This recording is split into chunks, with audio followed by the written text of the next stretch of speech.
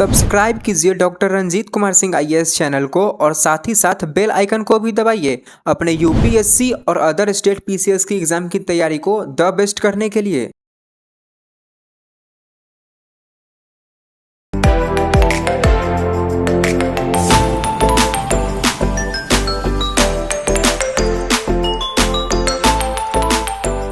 सबसे पहले आपका स्वागत है हिंदी विषय के सब्जेक्ट के विद्यार्थियों के लिए। आप बधाई के पात्र हैं कि आपने एक ऐसे सब्जेक्ट का चुनाव किया है जो मार्क्स तो आपको देगा ही देगा, पढ़ने में बहुत मज़ा आने वाला है आप लोगों को।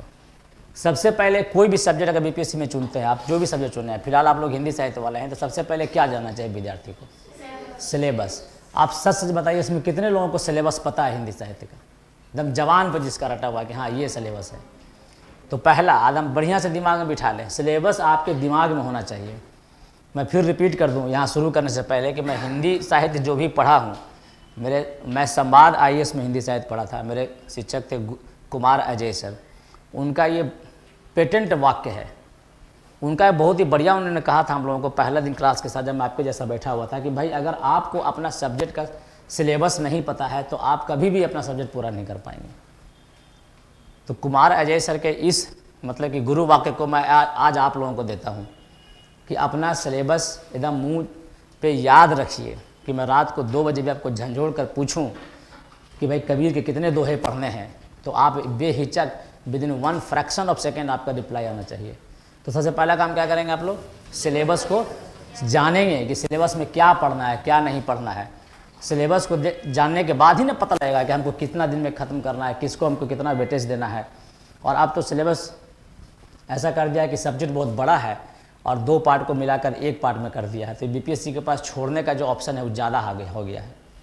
पहले बीपीएससी जब 2 पार्ट में एग्जाम लेता था 2 पेपर का, तो दोनों सब्जेक्ट को कवर करता था ठीक ठाक से। अब तो एक ही पेपर है, एक ही पेपर में उसको इतना बड़ा सब्जेक्ट को जब समाहित कर देना है, तो उसके पास छोड़ने का जो विकल्प है वो ज़्यादा हो गया है।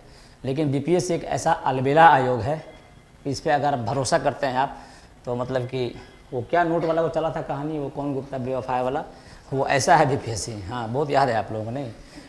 तो वो बेवफा आयोग है। 66वां बीपीएससी का मेंस का क्वेश्चन हिंदी साहित्य का कितने कितने लोगों ने देखा? तो उसमें से आपको लगा नहीं कि ये ऐसा वाहियात और इतना एक तरफा और इस तरह मतलब ऐसा प्रश्न नहीं पूछा जाना चाहिए?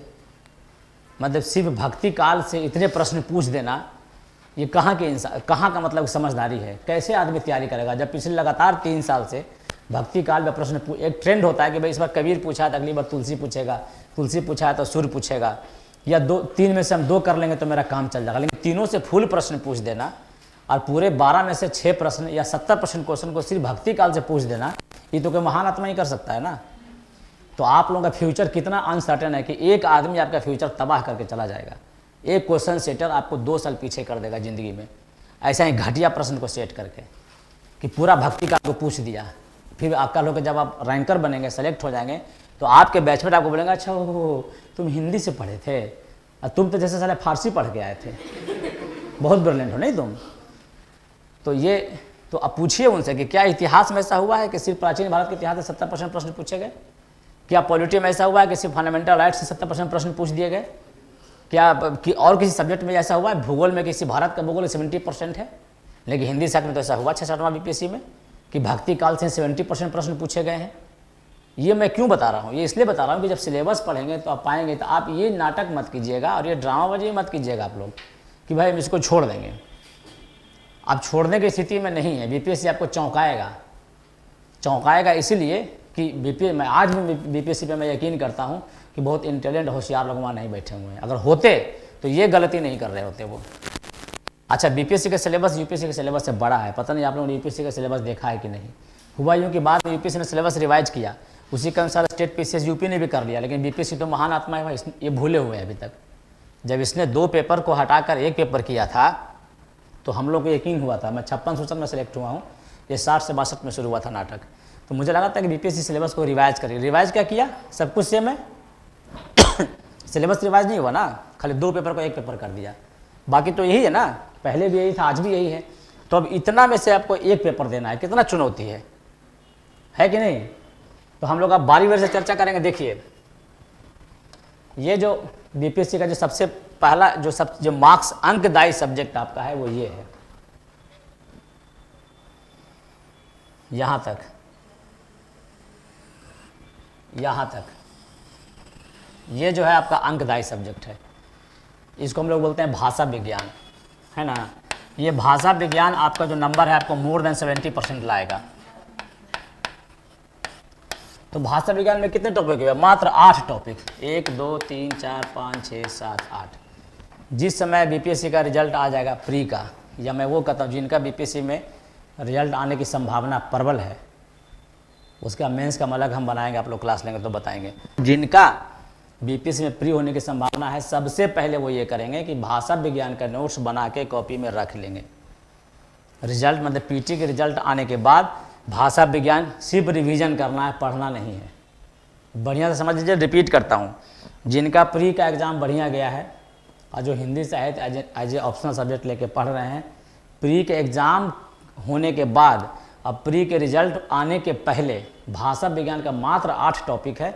अगर एक टॉपिक को आप 2 दिन में भी पढ़ते हैं तो 16 दिन, 3 दिन में पढ़ते हैं तो 24 दिन, 24 डेज मुझे लगता है कि सफिशिएंट है। नहीं, 24 डेज आपके पास है, इतना ले लीजिए कि 8 चैप्टर को पढ़ बना लीजिए अपना कॉपी में बढ़िया से। जो मार्केट में नोट्स अवेलेबल हैं, जो आपको सब नोट्स देंगे, उनसे अपना बढ़िया नोट्स बना लीजिए। प्री के बाद भाषा विज्ञान को सिर्फ रिवीजन करेंगे, सिर्फ रिवीजन करेंगे और रिवीजन करेंगे डेली। और ये परीक्षा के 15 दिन पहले भाषा विज्ञान को डेली पढ़ना है, कम से कम 2 घंटा। तो भाषा विज्ञान से जनरली 3 प्रश्न बीपीएससी पूछता है, बना सकते हैं आप 3 प्रश्न जनरली। और टोटल कितना प्रश्न बनाना है? तो 3 प्रश्न बीपीएससी से भाषा विज्ञान से पूछ सकता है। ऐसे हम मिनिमम मांग के चलते हैं 2 से कम तो नहीं पूछेगा, मिनिमम 2 पूछेगा ना। तो 38 दूना 76, 75 नंबर है ना आपके पास। 75 में मोर देन 65 मार्क्स ला सकते हैं। तो भाषा विज्ञान की एकमात्र रणनीति यही है कि प्री रिजल्ट के पहले आपके कॉपी में नोट कर लिया जाए, प्री के बाद रिवीजन करें, परीक्षा के 15 दिन से 20 दिन पहले कम से कम 2 घंटा इसको डेली रिवाइज करें। मिनिमम 2 प्रश्न की गारंटी है, ऐसे 3 प्रश्न भी पूछ सकते हैं वो। तो भाषा विज्ञान का ये है। हिंदी साहित्य का जो इतिहास का जो पोर्शन है, ये आदिकाल, भक्तिकाल, प्रीतिकाल, भरतेंदु काल, द्विवेदी काल, ये सब छायावाद इंपॉर्टेंट है, राष्ट्रवाद, प्रगतिवाद, प्रयोगवाद, नई कविता, नई कहानियाँ, कविता, इससे लगभग जो कि 1 प्रश्न पूछेगा। हालांकि बहुत खुश हो गया था, आजकल नई कविता का बहुत ट्रेंड चलता है, नई कविता बहुत ज़्यादा प्रश्न पूछता है। 2 प्रश्न इससे भी मान लीजिए। देखिए यही इसका ब्यूटी है कि मतलब कि आप ये जो भाषा विज्ञान है, मात्र 8 टॉपिक में आपको 2 प्रश्न की गारंटी है। हो सकता है 3 प्रश्न भी पूछ दे, लेकिन इतना बड़ा जो हिंदी साहित्य का इतिहास है उसमें शायद 2 प्रश्न पूछे या 1 ही प्रश्न पूछे। ये भी है कि पूरा प्रश्न नहीं पूछे, 1 ही प्रश्न पूछे। और सिलेबस भाषा इसका जो हिंदी साहित्य का इतिहास का जो सिलेबस है बहुत ही मोटा है। लेकिन हिंदी साहित्य का इतिहास आप छोड़ नहीं सकते हैं। छोड़ इसलिए नहीं सकते हैं कि जो 6 जो कवि पढ़ने हैं, उन कवियों की जो रचनाएँ हैं वो यही हिंदी साहित्य के इतिहास में मिलेगी। तो इसमें ओवरलैपिंग है। मतलब अगर हिंदी साहित्य का इतिहास अगर पढ़ते हैं, जैसे कबीर का दोहा पढ़ते हैं तो कबीर में भी काम आएगा। भ्रमर गीत यहाँ पढ़ते हैं तो भ्रमर गीत के दोहे यहाँ भी हैं। आपको सब चीज़ यहाँ कॉमन मिलेगा। जैसे कुरुक्षेत्र यूपीएससी में लगा हुआ है लेकिन बीपीएससी में नहीं लगा हुआ, तो कुरुक्षेत्र जैसे कोई भी ऐसे कोई दूसरा एग्जाम्पल लेते हैं, जैसे नागार्जुन की कविताएँ पढ़ते हैं, तो नागार्जुन की कविताएँ जब हम पढ़ेंगे तो हिंदी साहित्य के इतिहास में आपको मिलेंगे वो प्रगतिवाद, प्रयोगवाद में। अब नागार्जुन के बारे में कुछ प्रश्न पूछा था, वहाँ से मिल जाएंगे। दिनकर के बारे में प्रश्न पूछा। कामायनी आपको जनशंकर प्रसाद की रचना है, फुल प्रश्न उससे पूछता है बीपीएससी में, अलग से लगा हुआ, हम आगे चर्चा करेंगे। और कामायनी की रचना आपको छायावाद में पढ़नी है। तो हिंदी साहित्य में अगर छायावाद पढ़ रहे हैं तो कामायनी पढ़ना ही पढ़ना है, राम की शक्ति पूजा पढ़ना ही पढ़ना है। उसमें आपको मिल जाएगा एलिजी में शोक गीत क्यों बोलते हैं सरोज स्मृति को, वो भी पढ़ना है। और वही चीज़ आपको वहाँ भी पढ़ना है, राम की शक्ति पूजा में। अब कामायनी में, यहाँ पे कामायनी की 5 रचनाएँ 5 कविताएँ पढ़नी है, वहाँ कामायनी का 4 सर्ग पढ़ना है। यही अंतर है, मतलब दोनों इंटरकनेक्टेड है। तो आप इस आधार पे कि भाई इतना बड़ा हिंदी साहित्य के इतिहास में से 1 प्रश्न पूछने की संभावना है तो कौन इतना पढ़े, तो वो गलती नहीं करना है। हिंदी साहित्य का इतिहास नहीं पढ़ेंगे तो हिंदी साहित्य समझेंगे भी नहीं।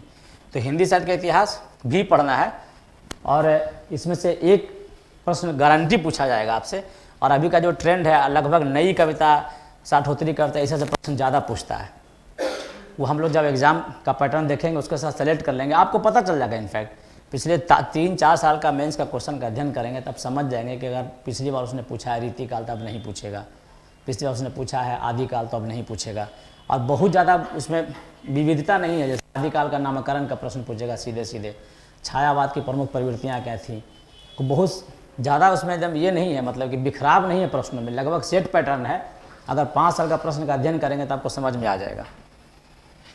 अब बाकी ये जो प्रश्न है, जैसे देखिए कि आधुनिक हिंदी के उपन्यास और यथार्थवाद का आविर्भाव, ये तो प्रश्न बहुत बढ़िया है, हम चर्चा करेंगे। नाटक का संक्षिप्त इतिहास, इसके बाद आपको 3 चीज़ जो पढ़ना है, इसको हम लोग बारी बारी से देखेंगे। अब सेक्शन 2 में, हाँ ये तो हाँ ठीक है, ये हमने चर्चा किया, फिर से रिपीट कर देता हूँ। ये आपका पहला पार्ट हुआ, खंड 5 सेक्शन 1, जिसको हमने बोला हिंदी भाषा का इतिहास। तो हिंदी भाषा के इतिहास में इसको हम लोग बोलते हैं भाषा विज्ञान, इनफैक्ट इसको हम लोग भाषा विज्ञान बोलते हैं। और ये शुरू में हो सकता है कि आपको बोरिंग लगे, लेकिन ये हिंदी साहित्य का सबसे स्कोरिंग सब्जेक्ट है। इसमें भाषा विज्ञान के लिए कोई बहुत ज़्यादा पुस्तक पढ़ने का आवश्यकता आपको नहीं है, इंस्टीट्यूट वाले आपको ये लोग बना के दे देंगे, वो सफिशिएंट मटेरियल है। उसमें बहुत ज़्यादा परेशान होने की ज़रूरत नहीं है और नहीं ज़्यादा रिसर्च करने की आवश्यकता है। भाषा विज्ञान के जो 8 टॉपिक हैं, वापस चला गया है, भाषा विज्ञान के जो 8 टॉपिक हैं, यही 8 टॉपिक हैं आपको 1 से लेकर 8 तक। इसमें सब मैंने बताया है आपको कि 2 प्रश्न कन्फर्म पूछेगा, मैक्सिमम 3 प्रश्न नहीं पूछ सकता, लेकिन 2 प्रश्न की गारंटी है, 2 प्रश्न यानी कि 76 मार्क्स, जिसमें ला सकते हैं मोर देन 65 मार्क्स। हम तो इसकी डिटेल चर्चा कर चुके हैं। इसका कोई नोट्स कहीं से कोई, जैसे बलराम तिवारी का बुक्स भाषा विज्ञान में मिलेगा आपको, बहुत सारे अच्छे अच्छे राइटरों ने लिख रखा है, इतना रिसर्च नहीं करना है आपको। चुपचाप जो इंस्टीट्यूट का जो नोट्स मिलेगा उसको ले लेना है। मार्केट में और भी नोट्स होंगे, संवाद IAS के होंगे, दृष्टि के होंगे, उनको ले लीजिए। आप देख लीजिए कौन कौन सा पॉइंट्स अलग जुटा हुआ है, उसको आपस में जोड़ दीजिए, अपना नोट्स बना लीजिए PT के बाद और PT के रिजल्ट के पहले, और उसको बना के रख लीजिए। जैसे ही PT का रिजल्ट आ जाए बाकी पे फोकस कीजिए, उसको छोड़ दीजिए रिवीजन के लिए। 8 में से ये 8, सोचिए कितना कन्फर्म है कि 8 में से मतलब कि 2 और नहीं तो 3 प्रश्न, ये मात्र 8 प्रश्न से पूछेंगे। और ये 8 प्रश्न ऐसा है कि 2 प्रश्न से ज़्यादा, 2 पन्ने से ज़्यादा आपको है ही नहीं कंटेंट पढ़ने के लिए। और इसमें ऐसा कुछ भी नहीं, जैसे देखिए अपहरण शब्द प्रारंभिक हिंदी का व्याकरणिक शाब्दिक विशेषताएं, तो किसमें 12, इसमें संज्ञा का दर्भाव हुआ, उसमें प्रोनाउन था, इसमें नॉन नहीं था, यही सब प्रश्न पढ़ना है आपको, बहुत मुश्किल नहीं है, सब समझ जाएंगे आप। मध्यकाल में अवधी और ब्रज भाषा, तुलसी और सूर्य की कविताएं याद हैं आपको, एक पूरा चैप्टर बना लेंगे आप, इसमें कोई मुश्किल नहीं। या हिंदी भाषा साहित्य इतिहास में पढ़ना है आपको। खड़ी बोली हिंदी का साहित्यिक भाषा के रूप में विकास 19वीं सदी में कैसे विकास हुआ भाई, तो स्वतंत्रता आंदोलन शुरू हो गया, पत्रिकाओं का विकास हुआ, समाचार पत्र छपने लगे, नई नई पत्रिकाएं छपने लगी, खड़ी बोली हिंदी का व्याकरण का जो मानकीकरण हुआ उसका प्रश्न है ये। देवनागरी लिपि हिंदी भाषा का मानकीकरण, ये भी इंटरेस्टिंग प्रश्न है। आप देखते होंगे, जैसे देखिए एक ये भी होता है, एक ये भी होता है ना। अब यही प्रश्न है कि क्या दोनों होना चाहिए। अब देखिए, अब इसी में हम की ऐसे भी लिखते हैं और की ऐसे भी लिखते हैं। अब री भी है, ऐसे भी है, और री ऐसे भी पढ़ सकते हैं।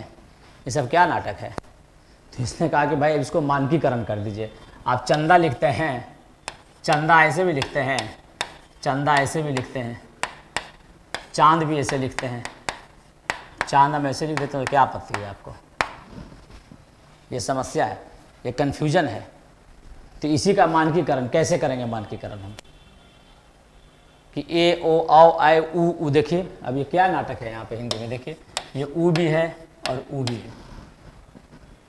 अब इसी को हमको कैसे करेंगे मानकीकरण, ऐसा करेंगे। मानकीकरण मतलब क्या हुआ, स्टैंडर्डाइज फॉर्म, एकदम स्टैंडर्ड फॉर्म, इसमें कोई कन्फ्यूजन नहीं हो। उसका पहला पैरामीटर क्या कि जो हम बोलें वो हम लिखें। तो आपको कंपेयर करना होगा, जैसे हिंदी में बोलेंगे, जैसे अंग्रेजी में बोलेंगे वॉक, तो लिखेंगे WAL के, बोलेंगे वॉक, उसमें L है जो कि गायब है। लेकिन देवनागरी में ऐसा नहीं है, जो बोलेंगे वही लिखेंगे, है ना। और देवनागरी लिपि छोटा है, जैसे मेरा नाम है पंकज कुमार, तो मैं लिखूँगा हिंदी में कैसे, देखिए 3 अक्षर में है, और अंग्रेजी में लिखूँगा तो देखिए कौन बढ़िया है। मानकीकरण का प्रश्न है, जब इसको पढ़ेंगे तो आप डेली पढ़ते हैं, इनफैक्ट इसको आप अब जब अखबार पढ़ते हैं, किताबें पढ़ते हैं, आपको जहाँ जहाँ लिखने में दिक्कत होती है वही हिंदी भाषा की समस्या है। जहाँ कन्फ्यूज होता है लिखने में, क्या हर्षिकार लिखेंगे, दीर्घिकार लिखें, ऊ लिखेंगे कि ऐ लिखें, अनुस्वार लगाएं कि चंद्रबिंदु लगाएं, जहाँ जहाँ आप कन्फ्यूज होते हैं वही हिंदी की समस्या है, वही मानकीकरण करना है। कितना इंटरेस्टिंग है इसमें कुछ ज़्यादा सर पटकना है इसमें कुछ? तो कहाँ है? तो आपको लगता होगा कि बहुत बोरिंग है, बोरिंग नहीं है, आप डेली करते हैं, प्रैक्टिकल हिंदी है जो आपको पढ़ना है। स्वाधीनता संघर्ष के समय हिंदी का राष्ट्रभाषा के रूप में विकास, जिसमें बहुत सारे महापुरुषों ने कुछ कुछ कहे होंगे। महात्मा गांधी बोले होंगे कि राष्ट्र को एकता में बांधने के लिए हिंदी एकमात्र भाषा हो सकती है। तो 4-5 महापुरुषों का नाम याद रख लेना है, खास कर वैसे जो गैर हिंदी भाषी थे, वही प्रोमिनेंट है, वही इसका जवाब आएगा जब आप देखेंगे नोट्स में अपना। स्वतंत्रता के बाद संघ की राजभाषा के रूप में हिंदी का विकास, कैसे राजभाषा के रूप में संघ का हिंदी बना, राष्ट्रभाषा राजभाषा में क्या अंतर है, सुप्रीम कोर्ट में आज तक क्यों नहीं बन पाया, क्या उसका क्राइटेरिया था, क्या उसमें कमी आई, क्या उसमें कमी रह गई, क्या क्या आंदोलन किया गया, क्या क्या कितने लोगों ने क्या क्या प्रयास किए, उसके बारे में चर्चा करना है। हिंदी की प्रमुख उपभाषाएं, उनका पारस्परिक संबंध बहुत ज़्यादा पूछता नहीं है। मानक हिंदी की प्रमुख व्याकरणिक लक्षण, ये हूबहू व्याकरण है जी। मानक हिंदी का व्याकरणिक लक्षण में संज्ञा, सर्वनाम, क्रिया, विशेषण, ये सब है जो आप 6ठी क्लास में पढ़े थे। कोई है कन्फ्यूजन इसमें? आप लोग लग रहा हो कि बाप रे ये तो बड़ा एकदम बोरिंग सब्जेक्ट है, इसको तो देख के तो मेरा एकदम मन खराब हो गया हिंदी का। हिंदी का सबसे बोरिंग सब्जेक्ट लोग इसी को मानते हैं, लेकिन सौभाग्य ये है कि सबसे ज़्यादा स्कोरिंग सब्जेक्ट है, बोरिंग नहीं है। इसलिए इसको अच्छे से पढ़ेंगे, ऐसे बिल्कुल डरेंगे नहीं। अब हम लोग आगे देखते हैं हिंदी भाषा का इतिहास। इससे ये जो प्रश्न है आपका, आदिकाल, भक्तिकाल, रीतिकाल, भारतेंदु काल, द्विवेदी काल आदि की प्रमुख विशेषताएं, ये पहला क्वेश्चन हो गया। दूसरा में छायावाद, फिर रहस्यवाद, फिर प्रगतिवाद, प्रयोगवाद, नई कविता और नई कहानी, आ कविता। इतना मिला के आपको प्रश्न 2 से ज़्यादा नहीं पूछेगा, या हो सकता है कि एक ही प्रश्न रहे। ये डिपेंड करता है बीपीएससी के महानता पे।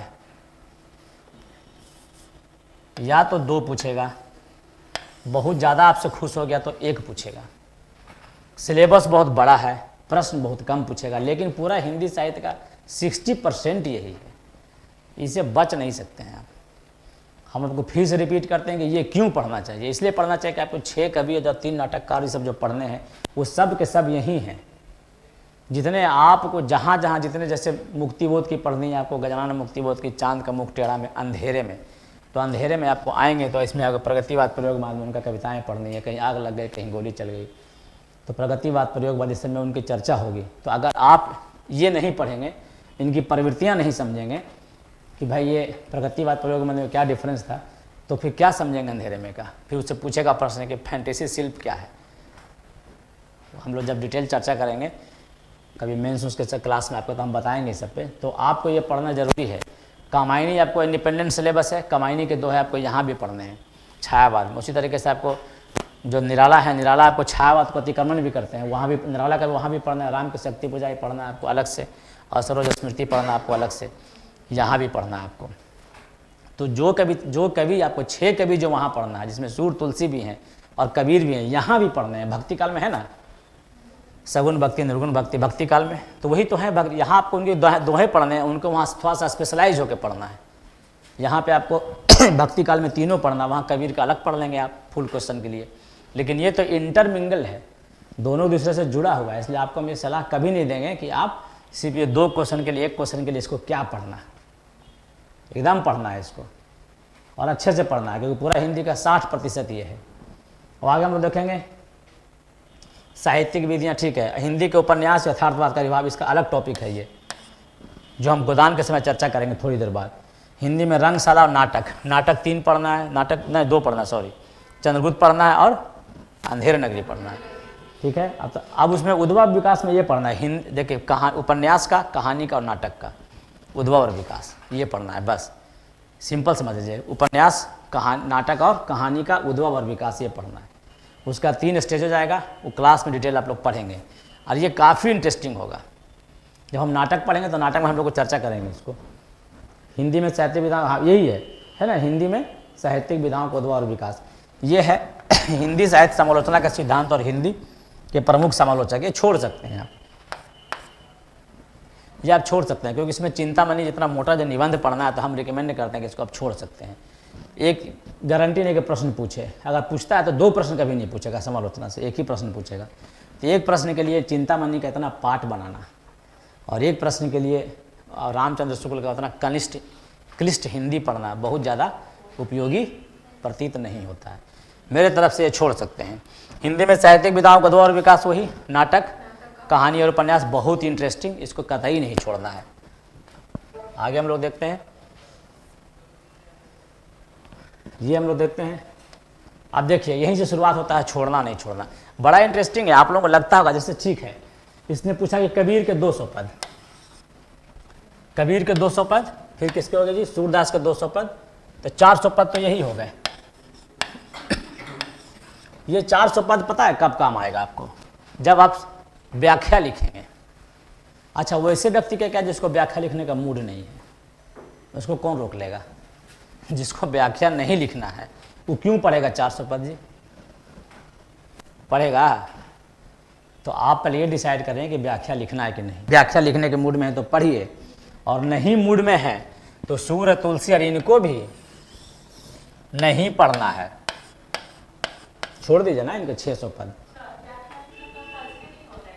देखिए ये डिपेंड करता है क्वेश्चन पैटर्न के सेट पे। अभी तक तो ऐसा दिखा नहीं है ऐसा कंपलसरी ऐसा दिखा है? बात खत्म है। तो 600 पद एक व्याख्या के लिए क्यों रिस्क लेंगे? मैं तो व्याख्या लिखता, मैं अपना क्लियर कर दूं।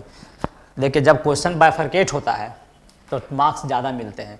जैसे 36 नंबर का एक प्रश्न हो, अब 12 नंबर का 3 प्रश्न 36 नंबर का, तो 12 में हो सकता है कि 9 मिल जाए, तो 9 × 9 27 हो गया, लेकिन 36 में 27 मुश्किल से मिलेगा।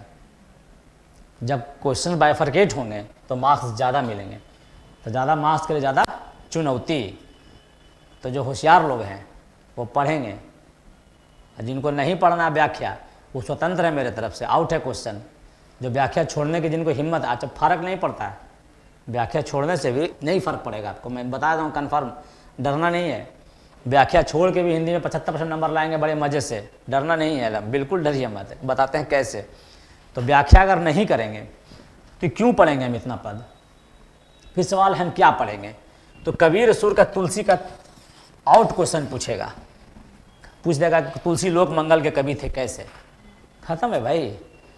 5 सारा क्वेश्चन तुलसी का देख लीजिए, 5 कविताएं रट लीजिए तुलसीदास जी का, अच्छे पे दीजिए जाके वहाँ पे। कोई ज़्यादा मगजमारी नहीं करना, कोई ज़्यादा होशियारी नहीं। फिर आप जैसे कुछ 2-4 भोले प्राणी होंगे जिनको रटना नहीं आता होगा तो उनको मेरा प्रणाम स्वीकार है, ठीक। अब उसी तरह से कबीर पे पूछेगा कि कबीर बानी के अक्षर क्या थे, वो कबीर की बानी में अखड़ता वगैरह वगैरह कैसे। तो कबीर का 5 प्रश्न बना लीजिए। सूरदास का पूछेगा भ्रमर गीत, आउट क्वेश्चन है उनका, जिसमें गोपियाँ जी को लाना दे रही हैं उनको, उद्धव को, उद्धव मन न बहे 10-20, एक हुतो सो गए श्याम सबको अब राधे ईस। फिर क्वेश्चन है उसका, बोला कि भाई सूर की भ्रमर की रचना में वाग विधक्ता की चर्चा कीजिए। वाग विधक्ता क्या होता है जी? जब कृष्ण चले गए थे मथुरा से, तो गोपियाँ थी उनके विरह में व्याकुल थीं, तो उनको प्रेम पत्र लिखती थी। तो उनके को बहुत ही इंटेलेक्चुअल, आज के नहीं होते हैं फर्जी इंटेलेक्चुअल, आज भी होते नहीं लोग, जो सूडो इंटेलेक्चुअल लोग जो हैं आज भी, वैसे ये उद्धव बाबू हुए थे उस समय, फर्जी बुद्धिजीवी। तो बोलते ये तो गोपी लोग पागल हो गई है, फर्जी प्रेम पत्र आपको लिख रही है। तो किस में लगे, वो दब जाके समझा के आओ ना उसको, सही में सब पागल हो गए। बोले सही, रुकिए उन लोग हम खोपचा में लेके आते हैं। तो उदो उनको समझाने गए थे। तो उदो भी काले थे, किस तो सावले थे, उदो काले थे थोड़े से। तो पहले गोपियाँ कन्फ्यूज करिए, तो कृष्ण आ रहे हैं, देखिए अरे तो उद्धव निकला। तो उद्धव उसको निर्गुण परम ब्रह्म का ज्ञान देने के लिए गया था। तो गोपियाँ तो सब मतलब कि पढ़ी लिखी महिलाएं नहीं थी, तो प्रेम का पाठ पढ़ी हुई महिलाएं थी। गोपियाँ उनको चांदी के जूते से भिगा के मारी।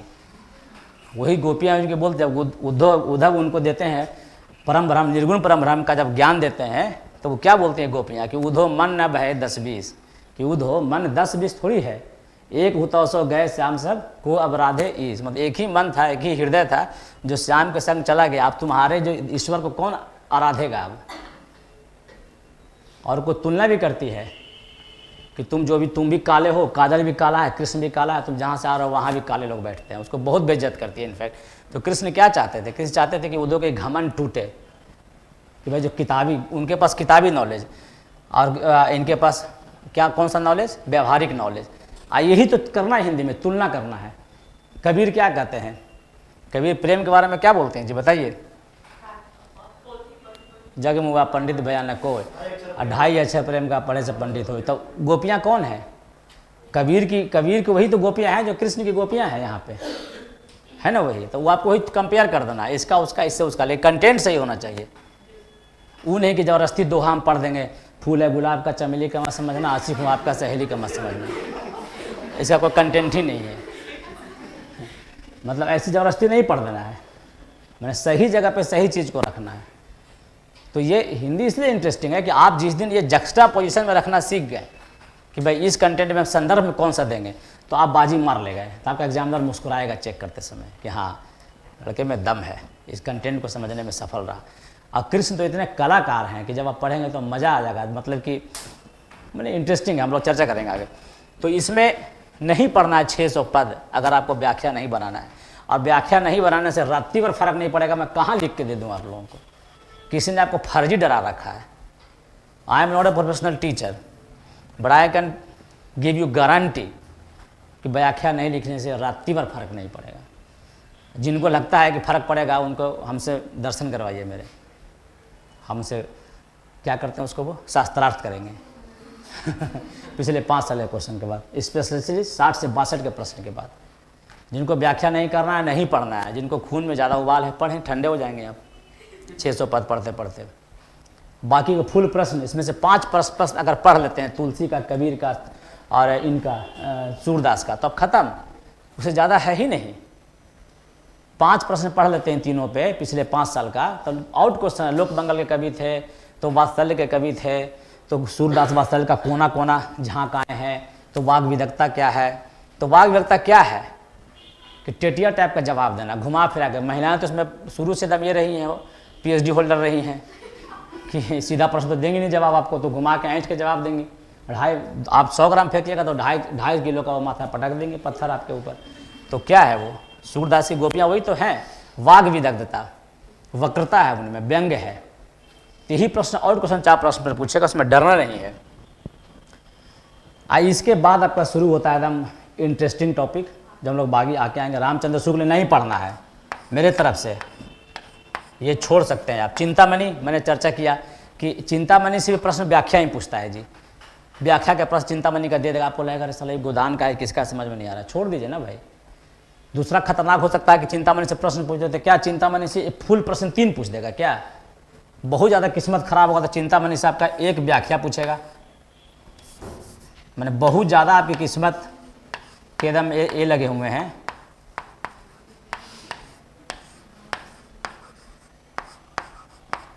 बहुत नाराज है ईश्वर आपसे, तो 1 व्याख्या भी पूछ देगा और 1 फुल प्रश्न पूछ देगा।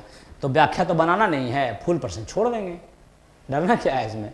1 ही प्रश्न पूछाना, 3 थोड़ी पूछेगा ये। तो चिंतामणि को लेकर बहुत ज़्यादा चिंता करने की जरूरत नहीं है, इसको छोड़ दीजिए आप लोग। शेखर एक जीवनी, इसका हम अलग से चर्चा करेंगे।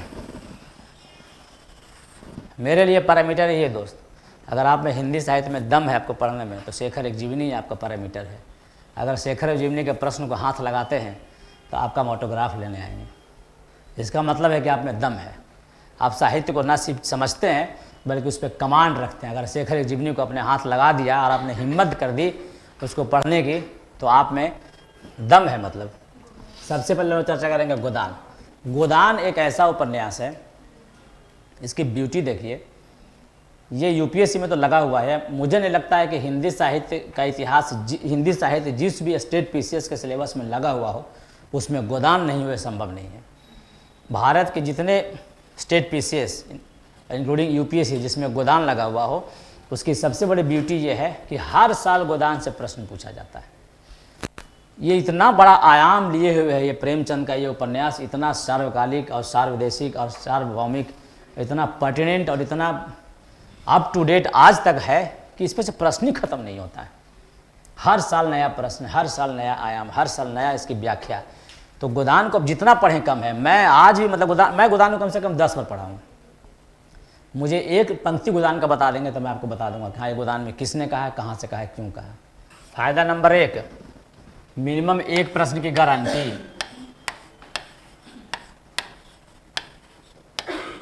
मिनिमम 1 प्रश्न, फुल प्रश्न की गारंटी। उनके लिए विशेष सुविधा, बाई 1 गेट 1। जो बनाना चाहते हैं व्याख्या, एक प्रश्न की गारंटी, और एक ऐसा प्रश्न जिस पे बहुत बढ़िया लिखेंगे आप। हालांकि हिंदी के अच्छे अच्छे शिक्षक आपको गोदान पर लिखने के लिए मना करते हैं, उसकी वजह बताता हूँ मैं क्यों। जैसे मैं जब लिखता था मेंस, तो मैं गांधी का प्रश्न नहीं लिखता था। गांधी जी का प्रश्न इसलिए लिखता था कि एक तो मैं महात्मा गांधी से व्यक्तिगत रूप से मैं बहुत ज़्यादा प्रभावित हूँ, मैंने हद से ज़्यादा। मेरा व्यक्तिगत सोच है क्या है, मैं मानता हूँ और मैं इस पर कायम हूँ कि इस धरती पर अगर ईश्वर भी अवतार लिए हैं तो गांधी से न महान हुए थे न महान होंगे। तो जब मैं गांधी के प्रश्न लिखता हूँ तो मैं भावुक हो जाता हूँ, क्योंकि गांधी पे मेरे इतने कंटेंट है मेरे पास कि एक ही प्रश्न को मैं ज़्यादा लिख दूंगा, नंबर तो मेरे पास उतने ही मिलने वाले हैं। तो गोदान के साथ समस्या यही है, चुनौती आपकी यही रहेगी। गोदान जब आप पढ़ेंगे ना तो गोदान में इनग्रॉस हो जाएंगे, खो जाएंगे, आप उसमें घुस जाएंगे, उसमें इन्वॉल्व हो जाएंगे। आप आसपास, इसकी ब्यूटी यही है कि जब गोदान पढ़ना शुरू करेंगे तो हर करेक्टर से आपका पर्सनली जुड़ाव हो जाएगा। आप होरी को, धनिया को, अगर आप गाँव में रहते हैं, खास कर तब यदि गाँव समाज से आते हैं तो यू कैन ईजिली आइडेंटिफाई कि हु इज़ होरी एंड हु इज़ धनिया एंड हु इज़ गोबर। आप अपने आसपास के समाज के लोगों को आप पहचान लेंगे, हाँ देखो यही होरी। आपके हर गांव में एक होरी है, हर समाज में एक धनिया है, एक हर समाज में आपको झुनिया से लेके गोबर तक व्यक्ति मौजूद हैं। दाता दिन माता दिन भी आपको मिलेंगे शोषण करने वाले। तो आप इस उपन्यास को पढ़ते समय आप पढ़ेंगे नहीं, आप जी लेंगे उस उपन्यास को। तो इतना इसका मज़ा आ जाएगा आप लोगों को पढ़ने में कि इससे जब प्रश्न पूछेगा ना तो भावुक हो जाएंगे आप लोग। कंटेंट इतना बढ़िया आपके पास आ जाएगा ना कि आपका हाथ रुकेंगे नहीं और आपके पास समय का अभाव आ जाएगा। इसलिए अगर ये प्रश्न, मैं रिकमेंड करता हूँ प्रश्न लिखें, लेकिन इसको आखिरी में लिखें। ये मेरी वार्निंग है। गोदान कभी भी शुरू में नहीं लिखना है। गोदान का प्रश्न हमेशा आखिरी में जवाब देना है, एकदम आखिरी में। एकदम बचा कर रखिए गोदान को, एकदम अपना हृदय उड़ेल देने के लिए एकदम। जब तक एग्जामिनर क्वेश्चन छीन न ले, ऐसे हाथ से दबा देना क्वेश्चन, नहीं सर मैं लिखूंगा अभी, लिखते रहना है तब तक जब तक कि 3 बार घंटी न बजा जाए, 2 आदमी आपको झूठा पकड़ के उठा न ले बेंच पर से। सारा लिखते जाना है, रुकना नहीं है गोदान पे। गोदान को आखिरी के लिए बचा कर रखना है। तो गोदान आपको एक क्वेश्चन की गारंटी दिलवाएगा, गारंटी के साथ साथ आपको हिंदी साहित्य के प्रति समझ दिलवाएगा। मेरा एक और मानना है कि अगर हिंदी साहित्य में प्रेमचंद की सारी कविताओं में आग लगा दी जाए और एक उपन्यास गोदान और एक कहानी कफन से बच जाए तो इस आदमी को महान बनाने के लिए काफ़ी है। इस महान, देखिए कथाकार, उपन्यासकार ऐसा पैदा नहीं हुआ भारत के इतिहास में। भारत के इतिहास में क्या, विश्व इतिहास में ऐसा आदमी पैदा नहीं हुआ। हम लोग कितना अंडर एस्टिमेट करते हैं अपने ही कल्चर के लोगों को। आप जो लियो टोलासारी कहानियाँ पढ़ते हैं ना, गोदान को पढ़िए, आप पढ़िए निर्मला को, प्रेमचंद की किसी भी कहानी को पढ़ लीजिए। जब प्रश्न पूछेगा कि भाई मानसरोवर की हम चर्चा करेंगे हम लोग, सर्वश्रेष्ठ कहानी क्या है, अगर अलगोजा पढ़ने के बाद आपकी आंखों में आंसू नहीं आता है, अगर बूढ़ी काकी पढ़ने के बाद आप रो नहीं पड़ते हैं, तो आप आदमी कहाँ रहे, आप तो मशीन बन गए आप लोग। फिर जब वो एक बूढ़ी काकी, जब वो जूठे फेंके हुए पत्तल पे जब वो खाना समेट रही है, चुन रही है अपने बूढ़ी अपने पोती के साथ, जब वो महिला उठती है, देखती है कि मेरी काकी वो जूठे पत्तल में से पूरी चुन रही है, तो लगता है ऐसे धरती फट जाए। अब जब वो दोनों में जब हृदय परिवर्तन होता है तो कैसे नहीं आपके आंखों में आंसू आते होंगे। तो प्रेमचंद तो में वो खूबी है कि आपको जब चाहे जब प्रेमचंद रुला देंगे, आपको पता नहीं चलने देंगे। हम जब गोदान कभी आपको पढ़ाएंगे, हम तो गोदान से आपको प्रेम हो जाएगा कि प्रेमचंद आपके साथ कितना खेल खेलेंगे, आप समझ नहीं पाएंगे। उपन्यास देख के शुरुआत कहाँ से करेंगे, एकदम बिल्कुल हॉलीवुड की मूवी जैसा, कोई कहानी उसमें नहीं है, सीधे एकदम होरी धनिया का डायरेक्ट संवाद है, डायरेक्ट। फिर बीच में गायब हो जाएंगे होरी धनिया, फिर आपको बीच में से खड़ा कर देगा। जो गोदान का हम सिलेबस में बताएंगे आपको जब पढ़ाएंगे तो, कि उसमें क्या क्या मेथड अपनाया गया है, कि आप जैसा आप बीच में खड़े हैं और आप होरी धनिया को संवाद करते हुए देख रहे हैं, आप सुन रहे हैं सब कुछ। अच्छा होरी ये बोला, धनिया वो बोला। जब होरी बोलेगा कि 55 तक पहुंचने की नौबत नहीं आएगी, धनिया उसके पहले ही चल देंगे। फिर आप वहाँ से गायब हो जाएंगे, आप फिर धनिया के हृदय में पहुंचा देंगे आपको प्रेमचंद, कहेंगे कि सुहाग ही वो तरिन था जिसके सहारे ये भवसागर को पार कर रही थी। तो आप वहाँ से उठ के धनिया के हृदय में बैठ गए।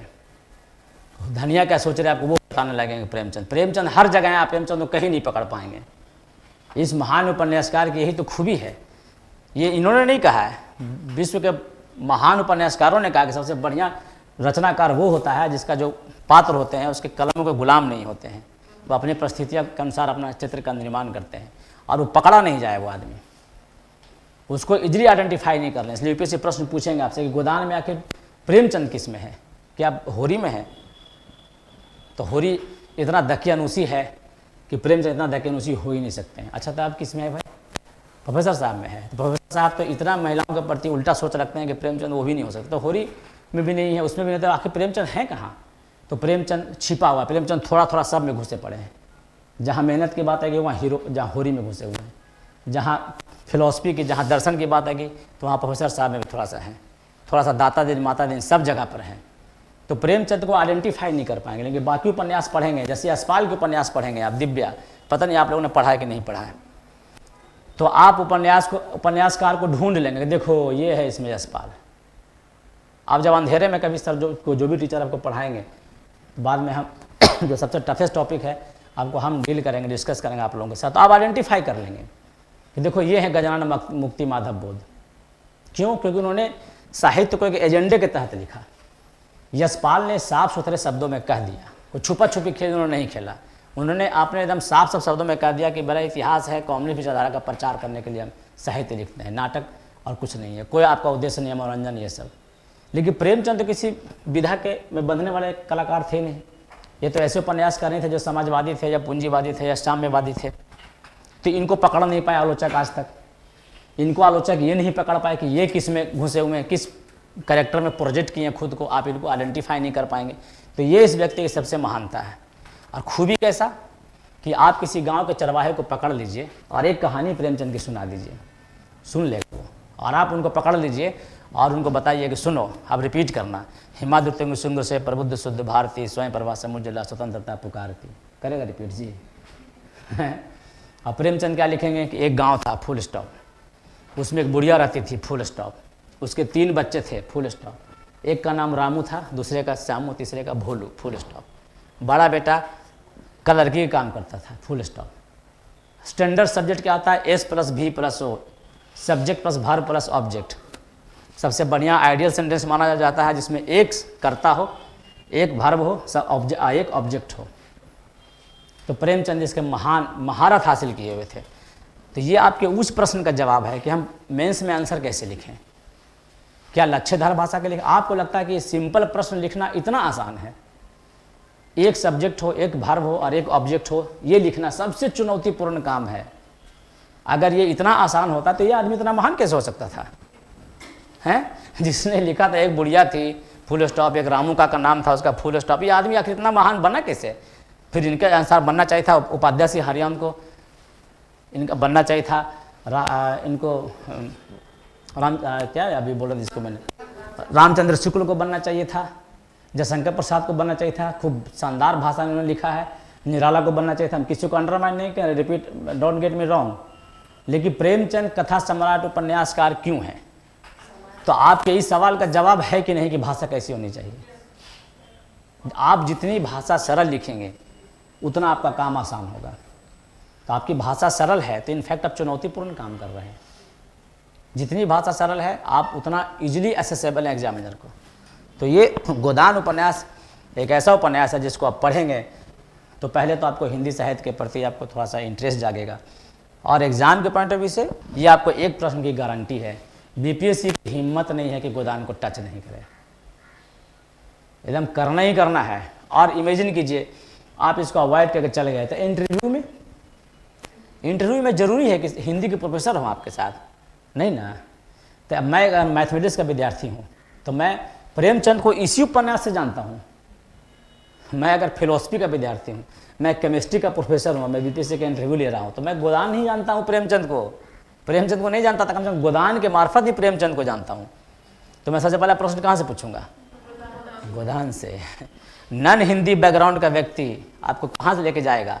गोदान पे। तो इससे बचने का चांस है आप लोगों के पास। तो इससे अगर बचते हैं तो एक अगला वीडियो बनाएंगे और 6वां बीपीएससी का तैयारी कैसे करेंगे उसको आप लोग देख लीजिएगा। फिर ये गोदान पे हम लोग बात किए, हमको उम्मीद है ये आपको बढ़िया से पढ़ेंगे इसको और समझेंगे। मानसरोवर भाग 1 गारंटी नहीं है कि इससे प्रश्न पूछा जाए, पहले मैं रिपीट कर दूं, कोई गारंटी नहीं है कि इससे प्रश्न पूछा जाए, लेकिन ये आपको पढ़ना चाहिए। पढ़ना क्यों चाहिए? पढ़ना इसलिए चाहिए, पहला कि ये प्रेमचंद का उपन्यास है जो गोदान से मिलता जुलता कहानी, उपन्यासकार ये सब मिलेगा। तो ये जब पढ़ेंगे आप, जब कहानी का विकास पढ़ेंगे आप, कहानी का विकास पढ़ेंगे तो कहानी के विकास में आदर्श कहानी के क्या गुण होने चाहिए वो आपको पढ़ने होंगे। अब मैं प्रश्न बीपीएससी कैसे प्रश्न पूछेगा मानसरोवर से, ऐसा थोड़ी पूछेगा कि मानसरोवर की एक कहानी लिखें, पूछा ऐसा जी? नहीं ना। जैसे मैं पूछूंगा कि एक आदर्श शिक्षक का क्या गुण होना चाहिए, बताइए। मैं आदर्श पुलिस का नहीं बोल रहा हूँ क्योंकि मैं पुलिस का एक आदर्श शिक्षक का क्या गुण होना चाहिए, जल्दी बताइए। अच्छा, शिक्षक में सबसे प्रोमिनेंट चीज़ क्या होना चाहिए, आप बताइए। समझा सकें, मैंने कम्युनिकेशन स्किल। और बताइए। सब गलत, सब किताब में आप लोग पढ़े में यूट्यूब में देखे होंगे। टीचर का सबसे बड़ा क्वालिटी क्या है जी? Communication skill. गलत, बस सब कहानी, सब कहानी। नॉलेज किसने बोला? नॉलेज किसने बोला जी? हैं? सही है आप। ये सब कहानी आप लोग बेच रहे हैं। अरे सब कहानी है, एकदम कहानी। जवाब देता हूँ आपको, इसी का जवाब दे रहा हूँ, जवाब दे रहा हूँ आपको। अच्छा, आपने कभी वो सुना है कि एक लड़की आई थी रसिया से और गया कि टूरिस्ट गाइड से शादी कर ली? हैं? हुआ है ना? कैसे कम्युनिकेट करते होंगे दोनों? वो फ्रेंच, वो रसियन, और ये मगही बोलने वाला था। क्या कम्युनिकेशन रहा होगा उन लोगों का? क्या कॉमन रहा होगा कि हमारी जो एक्ट्रेस है चली गई बाहर जाके शादी करनी। वो श्रेया सरन बहुत खूबसूरत एक्ट्रेस थी, साउथ की, हमको बहुत पसंद थी पर्सनली। वो शादी कर ली रसियन आदमी से। वो तो अंग्रेजी बोलते समय बात, रसियन तो नहीं बोलती होगी यार। कैसे कनेक्ट हुए होंगे दोनों? क्योंकि प्रेम की भाषा नहीं है दोस्त, फीलिंग। पहले क्या था? दोनों का प्रेम, दोनों का फीलिंग था। जब फीलिंग है तो एक्सप्रेशन तो होना ही होना है। भाषा कहाँ मायने रखता है? संस्कृत का एक कहावत है कि वादे वादे तत्वबोधा जायते, वादे वादे तत्वबोधा जायते। अगर तत्वबोध है, कंटेंट है, मटेरियल है, तो वाद कोई मैटर नहीं करता है, भाषा को मैटर नहीं करता है। अंग्रेजी बोलने से लोग महान होते ना, तो सारे केरलाइट लोग होते यूपीएससी में सेलेक्ट हो जाते हैं। तो अगर आपके पास शिक्षा का आदर्श गुण क्या है जी? नॉलेज। अगर आपके पास नॉलेज है, मैं अगर आप यहाँ पे खड़ा हूँ इसलिए नहीं कि मैं बहुत हैंडसम हूँ, बड़ा कम्युनिकेशन स्किल है, ये एडिशनल है मेरा। ये टॉपिंग है पिज्ज़ा का। पिज्ज़ा का सिर्फ टॉपिंग से काम चल जाएगा जी? ये टॉपिंग है, कंटेंट तो मेन, बेस तो नीचे है, नॉलेज ही मेन है। तो अब ये प्रश्न पूछा मैंने, कहा आदर्श शिक्षक के गुण के बारे में क्राइटेरिया बताइए। तो आपको आदर्श शिक्षक के गुण पता होना चाहिए। तो मानसरोवर से प्रश्न कैसे पूछेगा? ये थोड़ी पूछेगा कि मानसरोवर की कहानी बताइए ना, वो पूछेगा कि मानसरोवर की किस कहानी को आप सर्वश्रेष्ठ मानते हैं, या इंटरव्यू में पूछे या मेन से पूछे, यही नहीं पूछेगा। तो ये मैं बता रहा हूँ कि इसको कैसे आप लोग लेते हैं और क्या बीपीएससी उम्मीद करता है आपसे, ये कोई बताएगा नहीं आपको। तो मानसरोवर से प्रश्न पूछेगा कि मानसरोवर की सर्वश्रेष्ठ कहानी कौन है, तो आपको एग्जामिनर ने या इंटरव्यूअर ने आपको ओपन क्वेश्चन दे दिया, ये बताने के लिए सर्वश्रेष्ठ कहानी कौन है। आप फ्री हैं बताने के लिए, जिसको ही बताएं आप। लेकिन कोई कहानी सर्वश्रेष्ठ है ये कैसे पता चलेगा? कुछ कसौटी होनी चाहिए। तो उस कसौटियों पर उसको हम कसेंगे। तो इसका कनेक्शन है कहानी के उद्भव और विकास से। तो कहानी के 6 एलिमेंट हैं, पता है आप लोगों को जी? अच्छा, अभी तो शुरू हो रहा है क्लास आप लोगों का, तो डोंट गेट डिसहार्टेंड, अभी सब पढ़ेंगे आप लोग। तो कहानी के 6 एलिमेंट हैं, 6 एलिमेंट हैं। कहानी के 6 तत्व हैं, उपन्यास के, नाटक के, कहानी के 6 तत्व हैं। अब उन कहानी के तत्वों पे हमको इसको कसना होगा। जैसे मैंने कहा कि बूढ़ी का, कि मैंने कहा कि अलगोजा मेरा फेवरेट कहानी मुझे लगा, मैं सबश्रेष्ठ कहानी मैं मानता हूँ अलगोजा को। तो क्यों मानता हूँ? तो हम जो कहानी का जो तत्व है, जो कहानी के जो एलिमेंट हैं, उस कहानी के तत्वों पे हम इस कहानी को, जिसको हम सर्वश्रेष्ठ बता रहे हैं, उसको हम कसेंगे। अपना भाषणबाजी उसमें ज्ञान नहीं देंगे, उस कहानी के एलिमेंट पे इसको हम कसेंगे और अंत में निष्कर्ष देंगे कि इन उपयुक्त तथ्यों के आधार पे ये कहानी सर्वश्रेष्ठ है। निष्कर्ष बहुत ज़्यादा उड़ने की जरूरत नहीं, इतने में समझ जाएगा वो। हम लिखेंगे पात्र कहानी में कैसे होना चाहिए, लिमिटेड होना चाहिए, कम होना चाहिए, ऐसे करके बारी बारी से कस देंगे इसको। उद्देश्य से लेकर हर समय, देश काल वातावरण, पात्र हो गया, संवाद हो गया, भाषा शैली हो गई, मुहावरा का इस्तेमाल है कि नहीं, वो सब कर करके हम कसेंगे उसको कहानी के तत्वों पे। और यही प्रश्न बीपीएससी पूछेगा आपसे। तो अगर आप पढ़े रहेंगे, गोदान को पढ़े रहेंगे आप, अगर आप गोदान की भाषा को पढ़े रहेंगे, तो ये तो कॉमन है आपसे। तो जो गोदान की भाषा है वो मानसरोवर की भाषा है। सिर्फ गोदान विस्तृत है, मानसरोवर का अलग अलग कहानी के फॉर्म में, उपन्यास के फॉर्म में। भाषा दोनों की सेम है, उद्देश्य लगभग मिल जाएगा, कैरेक्टर लगभग मिलेंगे दोनों के, आसपास ग्रामीण परिवेश के कैरेक्टर ज़्यादा मिलेंगे आपको, मानसरोवर में भी और गोदान में भी। तो इसलिए मानसरोवर पढ़ना है। ये प्रश्न पूछे या ना पूछे, ये नहीं सोचना है कि अगर इसे एक ही प्रश्न हमसे पूछ रहा है, वो भी इसकी गारंटी नहीं है, तो हम क्यों पढ़ें। पहले तो पढ़ना है इसलिए कि इंटरेस्टिंग है। ट्रेनों में पढ़ लीजिए, जब आप घर जा रहे हो तो बस में पढ़ लीजिए, ट्रेन में पढ़ लीजिए, जरूरी है कि आप यहीं पढ़ें। लीजर टाइम में आधे घंटे करके एक कहानी पढ़ लीजिए, मज़ा आएगा। चलिए आप नहीं पढ़ सकते हैं तो यूट्यूब पे देख लीजिए, कहानी बने हुए हैं। लेकिन यूट्यूब पे देखने से लॉस क्या है? ये मानते हैं आप लोग कि कल्पनाशीलता एक अच्छी एलिमेंट है कि खराब है? इमेजिनेटिव होना अच्छी बात है कि बुरी बात है?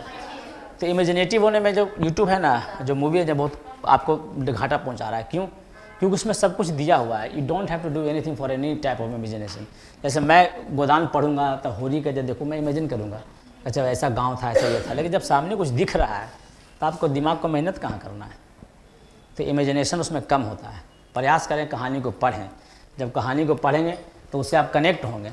तो मानसरोवर इसलिए पढ़ेंगे कि आप हिंदी साहित्य को पढ़ें और गोदान के प्रति आपकी बेहतर समझ विकसित हो। इसलिए मानसरोवर छोड़ने की अनुमति मेरे तरफ से नहीं है। कन्फ्यूजन मतलब कि व्यक्तिगत रूप से हिंदी साहित्य में प्रेमचंद, तो मैं क्या, पूरा दुनिया मानेगी प्रेमचंद से महान उपन्यासकार और साहित्यकार नहीं पैदा हुआ भारत में। लेकिन मुझसे अगर पूछें कि बीपीएससी के सिलेबस में सबसे इंटरेस्टिंग कोई पुस्तक लगी है तो वो है चंद्रगुप्त। भाई ये पुस्तक ऐसी है जो मतलब कि आपके मतलब कि नसों में बहते हुए लहू का जो उफान है उसको बढ़ा देगा। एक राष्ट्रवाद का ऐसा उफान पैदा कर देगा आपके अंदर में कि आप एकदम सीधे 1936 नहीं, सीधे दम पहुंच जाएंगे, सीधे दम पोरस और चंद्रगुप्त के युद्ध के सेनाओं के बीच में, और वो सीन को फील करेंगे आप। इसमें प्रश्न भी बहुत सेट 6 प्रश्न मत पूछेगा चंद्रगुप्त में, मात्र 6 टाइप के प्रश्न पूछेंगे। पहला, चंद्रगुप्त का नायक कौन है? Out question. चाणक्य है कि चंद्रगुप्त है? तो उसमें भी कुछ नहीं करना, नायक के कसौटी पे कस देना है। चंद्रगुप्त की राष्ट्रीय सांस्कृतिक जागरण, चंद्रगुप्त की स्वाधीनता संग्राम के समय चंद्रगुप्त का जो राष्ट्रीय चेतना था वो। फिर पूछा चंद्रगुप्त के नारी पात्र। फिर प्रसाद अंततः एक प्रश्न पूछता है, उसके बारे में प्रश्न पूछता है। एक और कुछ अभी याद नहीं रहा, 5 या 6 टाइप का प्रश्न पूछता है हाँ, इतिहास और कल्पना का मिश्रण सबसे अधिक इम्पोर्टेंट यही है। यही आपको हम बताना भी चाहते हैं, इतिहास और कल्पना। ये प्रश्न हम चाहेंगे थोड़ा सा, हम लोग चूँकि ये इंट्रोडक्टरी क्लास है आपका, तो बहुत लंबा क्लास आप लोग झेल नहीं पाएंगे। जब चंद्रगुप्त जो पढ़ाएंगे वो आपको बताएंगे बेहतर। लेकिन ये प्रश्न आपको क्यों पढ़ना चाहिए चंद्रगुप्त, ये हम बता रहे हैं कि आखिर चंद्रगुप्त पर लिखा ही क्यों गया। इसी प्रश्न में छुपा हुआ कि चंद्रगुप्त क्यों पढ़ना चाहिए आपको। ये 1936 में ये रचना लिखी गई, जब भारत के कोई बहुत बड़ा मतलब आंदोलन नहीं चल रहा था। गांधी जी बैकग्राउंड में चले गए थे, दलित उत्थान में चले गए थे। कोई था वहाँ पे क्रांतिकारी आंदोलन भी मास्टर सूरसेन के बाद जो लगभग खत्म हो चुका था। किसी तरह का क्रांतिकारी आंदोलन भी नहीं था। आखिरी क्रांतिकारी सूरसेन थे जो शहीद हो चुके थे। लगभग भारत का इतिहास खाली था, बैकग्राउंड में चले गए थे। गांधी जी भी एकदम बिल्कुल खुला था अंग्रेज़ों के लिए। हमारा मोराल सबसे लोवेस्ट पोजीशन पे था। तब है जो कि जयशंकर प्रसाद साहित्य के क्षेत्र में ऐसी रचनाओं का निर्माण करते हैं, इसमें चंद्रगुप्त है, समुद्रगुप्त है, ध्रुव स्वामी, सब पढ़े होंगे आप लोग। तो हम आपको रिकमेंड करेंगे कि चंद्रगुप्त पढ़ते हैं तो स्कंदगुप्त भी पढ़ें। स्कंदगुप्त पढ़ने से बहुत फ़ायदा नहीं है, चलिए मत पढ़ें, आप लोग कम पढ़ना चाहते हैं, चंद्रगुप्त पढ़ें। तो इतिहास और कल्पना का मिश्रण, ये प्रश्न जो है ना, आखिर लिखा क्यों? इसलिए लिखा कि भाई चलो यार तुम लोग हमेशा दम।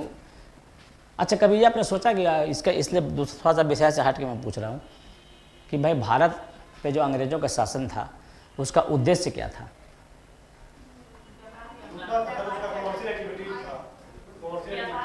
हाँ, उसको थोड़ा सा और ख़राब शब्द में बोले तो लूटना, और कोई उद्देश्य नहीं था। तो ये हमारा इतिहास क्यों लिख रहे थे?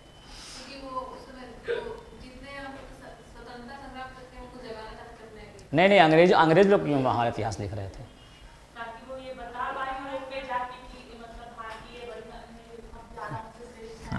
वाइटमैन थ्योरी जानते हैं आप लोग?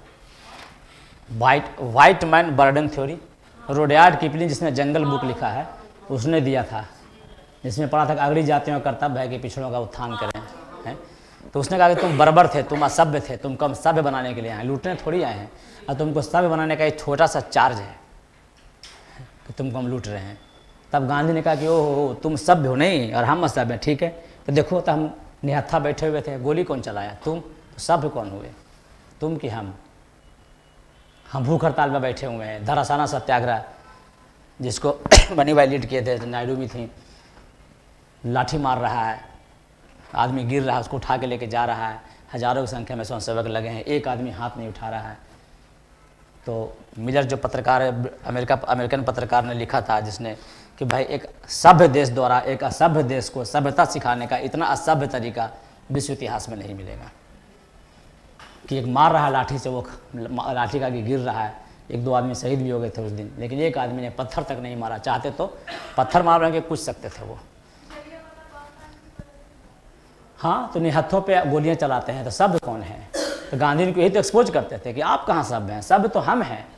इसलिए गांधी से लोग डरते थे कि नमक सत्याग्रह हुआ तो जब मीटिंग बुलाया, बोला कि यार कहाँ कहाँ हंगामा मचा बताओ, तो बोला कि लाहौर में एक डीएसपी ने गोली चला दी। बोला नहीं नहीं नहीं, ये लोग क्या किया? बोला आई एम सॉरी गवर्नर, इनकी तरफ से कोई रिपोर्ट नहीं है। तो माथा पीट के बैठ गया कि आप गांधी को कैसे अरेस्ट करेंगे भाई, वो तो नमक बना रहा था। पहले तो मजाक उड़ाया गांधी का कि अच्छा वो नमक बना, जाना दो, बनाने दो नमक, उसमें क्या बिगड़ जाएगा तुम्हारा यार, बनाने दो उसको। 72 आदमी जा रहा है, बनाना तो बुढ़ा रास्ते में मर जाएगा। बोले 72 निकला है, हो रहेगा थोड़ी 72 लाख हो जाएगा जाते जाते। हो गया 72 लाख। तो गांधी को लोग समझ ही नहीं पाता था कि गांधी कर क्या रहा है। तो गांधी उसको इसी फ्रंट पे लाता था कि आओ भाई, तुम सभ्य थे ना, तुम हमको बनाना आए थे सभ्य। देखो हम बैठे निहत्था, हम भूख हड़ताल में बैठे, निहत्थे बैठे, तुम हम पे लाठी चला रहे हो, गोली चला रहे हो, और दुनिया को बताओ कि तुम कौन सा सभ्यता सिखाने हमको आए थे। तब इन लोगों ने बोला नया तरीका अपनाया। पील कमीशन का बारे में किन लोगों ने सुना है? क्या था पील कमीशन? नहीं, उसमें हाँ इतिहास फिर से नहीं पढ़ते हैं हम लोग, अलग चर्चा करेंगे हम लोग। पील कमीशन का रिकमेंडेशन में वो था, पील कमीशन के रिकमेंडेशन में एक चीज़ और था जो आप लोगों को नहीं पढ़ाया जाता है, आप पढ़ते भी नहीं है क्योंकि यूपीएससी बीपीएससी पूछता नहीं है। उसमें यही था कि भाई इनके हमको इन्फीरियर साबित करना एक लाइन में, मतलब कि आप बनाइए स्कूल कॉलेज खोलिए, इनका सिस्टम को ठीक कीजिए, अपने तरीके से चलाइए और इनको बताइए कि आप इन्फीरियर बॉर्न रेस हैं और आपको हम सही करने के लिए। इन्होंने हमारा इतिहास लिखा कि तुम गए गुजरे लोग थे, तुम सपेरो अब बीन बजाते थे साले तुम लोग, तुमको हम सब बनाने के लिए आए। हम उसी इतिहास को पढ़ते पढ़ते ढेर हो गए थे। इसलिए निराला आपको बोलेंगे जागो फिर एक बार, शेरों की मान में आया है आज सियार। अब पढ़ेंगे निराला को तो बोलेंगे जागो फिर एक बार। तो ये हमारे जो छायावाद के जो रचना ये लोग जो आए, वो जब जयशंकर प्रसाद जैसे लोग आए जिन्होंने बताया कि रुको तुम्हारा इतिहास हम लिखते हैं। अब तुम क्या लिखोगे भाई हमारा इतिहास, हम खुद क्यों नहीं लिखेंगे? इसलिए चंद्रगुप्त नाटक के पहले उन्होंने 25-30 पन्नों का वो पूरा एकदम क्रोनोलॉजी दिया। तो उन्होंने कहा कि इतिहास और कल्पना, अब यही मोड़ है कि आखिर इतिहास और कल्पना, आखिर साहित्यकार ही अगर इतिहास लिखेगा तो इतिहासकार क्या करेगा? हैं? इतिहासकार और साहित्यकार में क्या अंतर है? यही अंतर है। इतिहासकार क्या करता है कि फैक्ट्स लिखता है, और साहित्यकार उसमें क्या करता है, रंग भरता है। चंद्रगुप्त आप लोगों ने पढ़ा है कि नहीं? किसी ने पढ़िएगा, आई एम श्योर कि मैंने रोंगटे खड़े हो जाएंगे।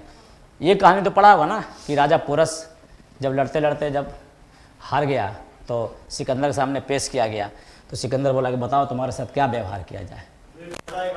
तो वो ऐंठा हुआ आदमी एकदम रक्त पोंछते हुए जवाब देता है कि वही जो नरपति दूसरे नरपति के साथ व्यवहार करता है।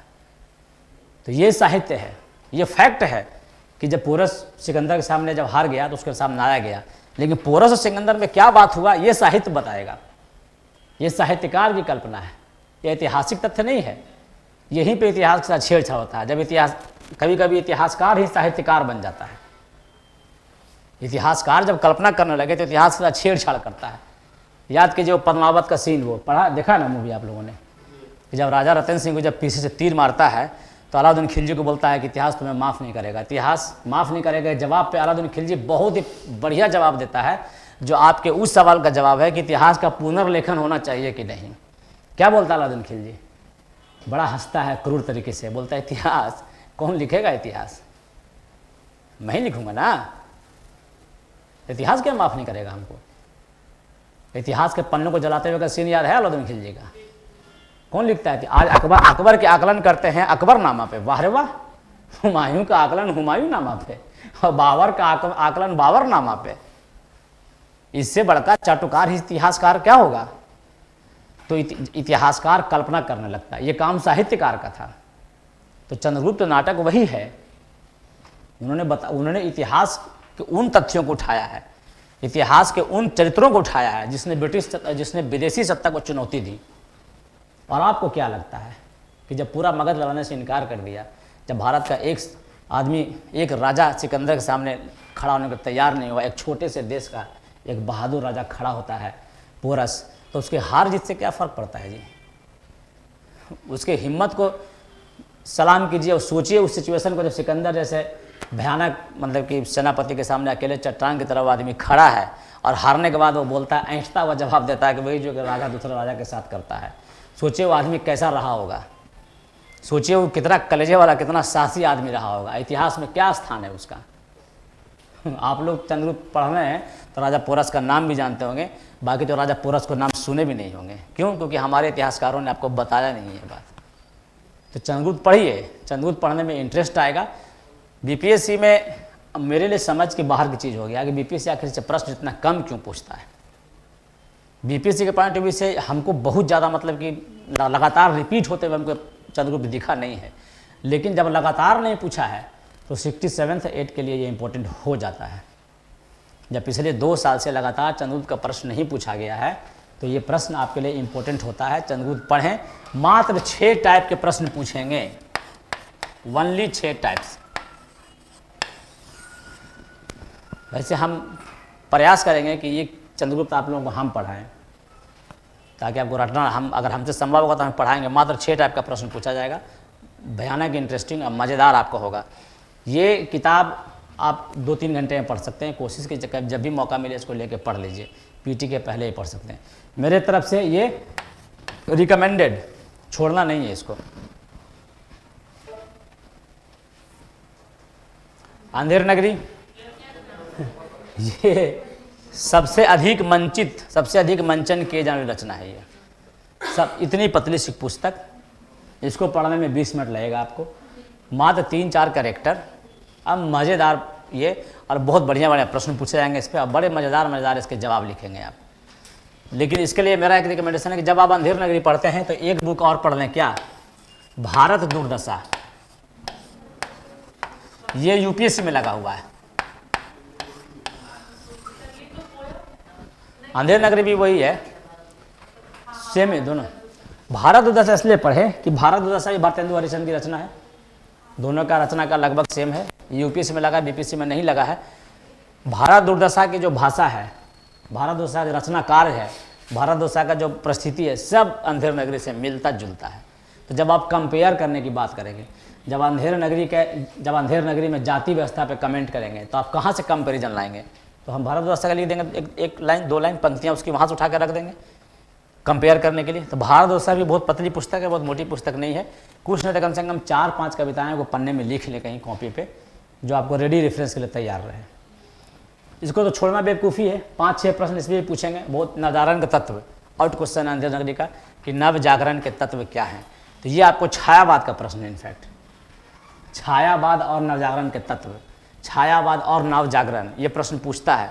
तो छायावाद में जो नवजागरण का तत्व है वही तत्व यहाँ है, खाली एग्जाम्पल रहेगा अंधेर नगरी का। और इमेजिन कीजिए मात्र सिर्फ पूछता है छायावाद और नव जागरण, तो हम एग्जाम्पल अंधेर नगरी का दे सकते हैं, आराम से दे सकते हैं, कोई टेंशन नहीं। चंद्रगुप्त का भी दे सकते हैं, तो अंधेर नगरी वहाँ भी काम आएगा। हाईली रिकमेंडेड, सबसे कम समय में तैयार होने वाला, सबसे अंकदायी नाटक। यूट्यूब पे देखें, पढ़ें, हाईली रिकमेंडेड। इसके आंसर आप लोग बताएंगे शिक्षक लोग, बाद में मौका मिलेगा तो हम चर्चा करेंगे इस पर विशेष आपसे। राम की शक्ति पूजा, ऐसा कहा जाता है कि निराला ने ये जो रचना है गुस्से में किया था। गुस्से में इसलिए कि पहला तो लोगों ने कहा कि यार हिंदी में वो शक्ति नहीं है, हिंदी में वो क्षमता नहीं है कि जो भावनाओं की जो क्लिष्टता है, जो भावनाओं का जो कॉम्प्लेक्सिटी है उसको एक्सप्रेस कर सके। तो अच्छा ऐसा है, रुको। तो उन्होंने 18 पंक्तियों का, 18 शब्दों का एक पंक्ति लिखा, जिसको हम तो पढ़ के भी नहीं पढ़ पाएंगे। बोलेंगे क्या आप लोगों को? हाँ ठीक है। तो ये उन्होंने कहा कि रुको तुम लोग हम लिखते हैं ऐसा। उन्होंने बता शुरुआत के जो पन्ने हैं उन्होंने ये बताने के लिए लिखे कि ऐसा नहीं है कि हिंदी कोई किसी से इन्फीरियर भाषा है, या हिंदी में भावनाओं के कॉम्प्लेक्सिटी को एक्सप्रेस करने की क्षमता नहीं है। हम बताते हैं तुम लोगों को लिख के दिखाया। बाद में धीरे धीरे शुरू में लगा कर ये क्या लिख रहे हैं, क्या लिख रहे हैं। लेकिन जब राम की शक्ति पूजा को पढ़ेंगे तो मतलब निराला के प्रति आप चकित रह जाएंगे कि आखिर मतलब ये आदमी इतना यंग एज में आदमी आखिर मतलब इतना कैसे सोच सकता है। भाई ये हमने जैसे कि हमने क्या, इनको खंड काव्य बोलते हैं हम लोग। जैसे हुआ क्या कि पहले हम लोग रचनाएं कैसे करते थे, राम पे कृष्ण पे ऐसे रचनाएं हुई ना, तो हमने बोला कि ठीक है यार हमको एक बहुत बड़ा मैसेज देना हो तो हम एक कैरेक्टर को उठा लेंगे ऐसा जिस कैरेक्टर से आप पहले से जुड़ाव रहा है, जिस कैरेक्टर को पहले से आप जानते हैं, और उसके एक पार्ट को हम उठा लेंगे और उसको हम आधुनिकता से जोड़ देंगे। तो निराला वही किए, बोले कि बहुत हो गया यार, तुमने राम को भगवान बना दिया, राम को दशरथ पुत्र बना दिया, राम को अलौकिक शक्ति बना दिया, हम राम को इंसान बना देते हैं। तो राम को इंसान बना दिए, राम को धरती पे ला दिए। वही साकेत में जो राम कहते हैं कि संदेश नहीं मैं इस स्वर्ग लाया, धरा को ही स्वर्ग बनाने आया है ना, संदेश नहीं भूतल पे मैं स्वर्ग लाया बोलते हैं वो। तो ये वही उन्हीं का रिफॉर्म रूप है ये, जो राम को जो कि ये बिल्कुल मानवीय शक्ति बना देते हैं। इसमें कोई राम दशरथ नंदन नहीं है, नहीं राम मर्यादा पुरुषोत्तम है। ये राम को तो बिल्कुल आम इंसान जैसा बनाते हैं, जिनको हार का डर है, पराजय का डर है, जो रोते हैं, जिनको ये डर है कि हम हार जाएंगे।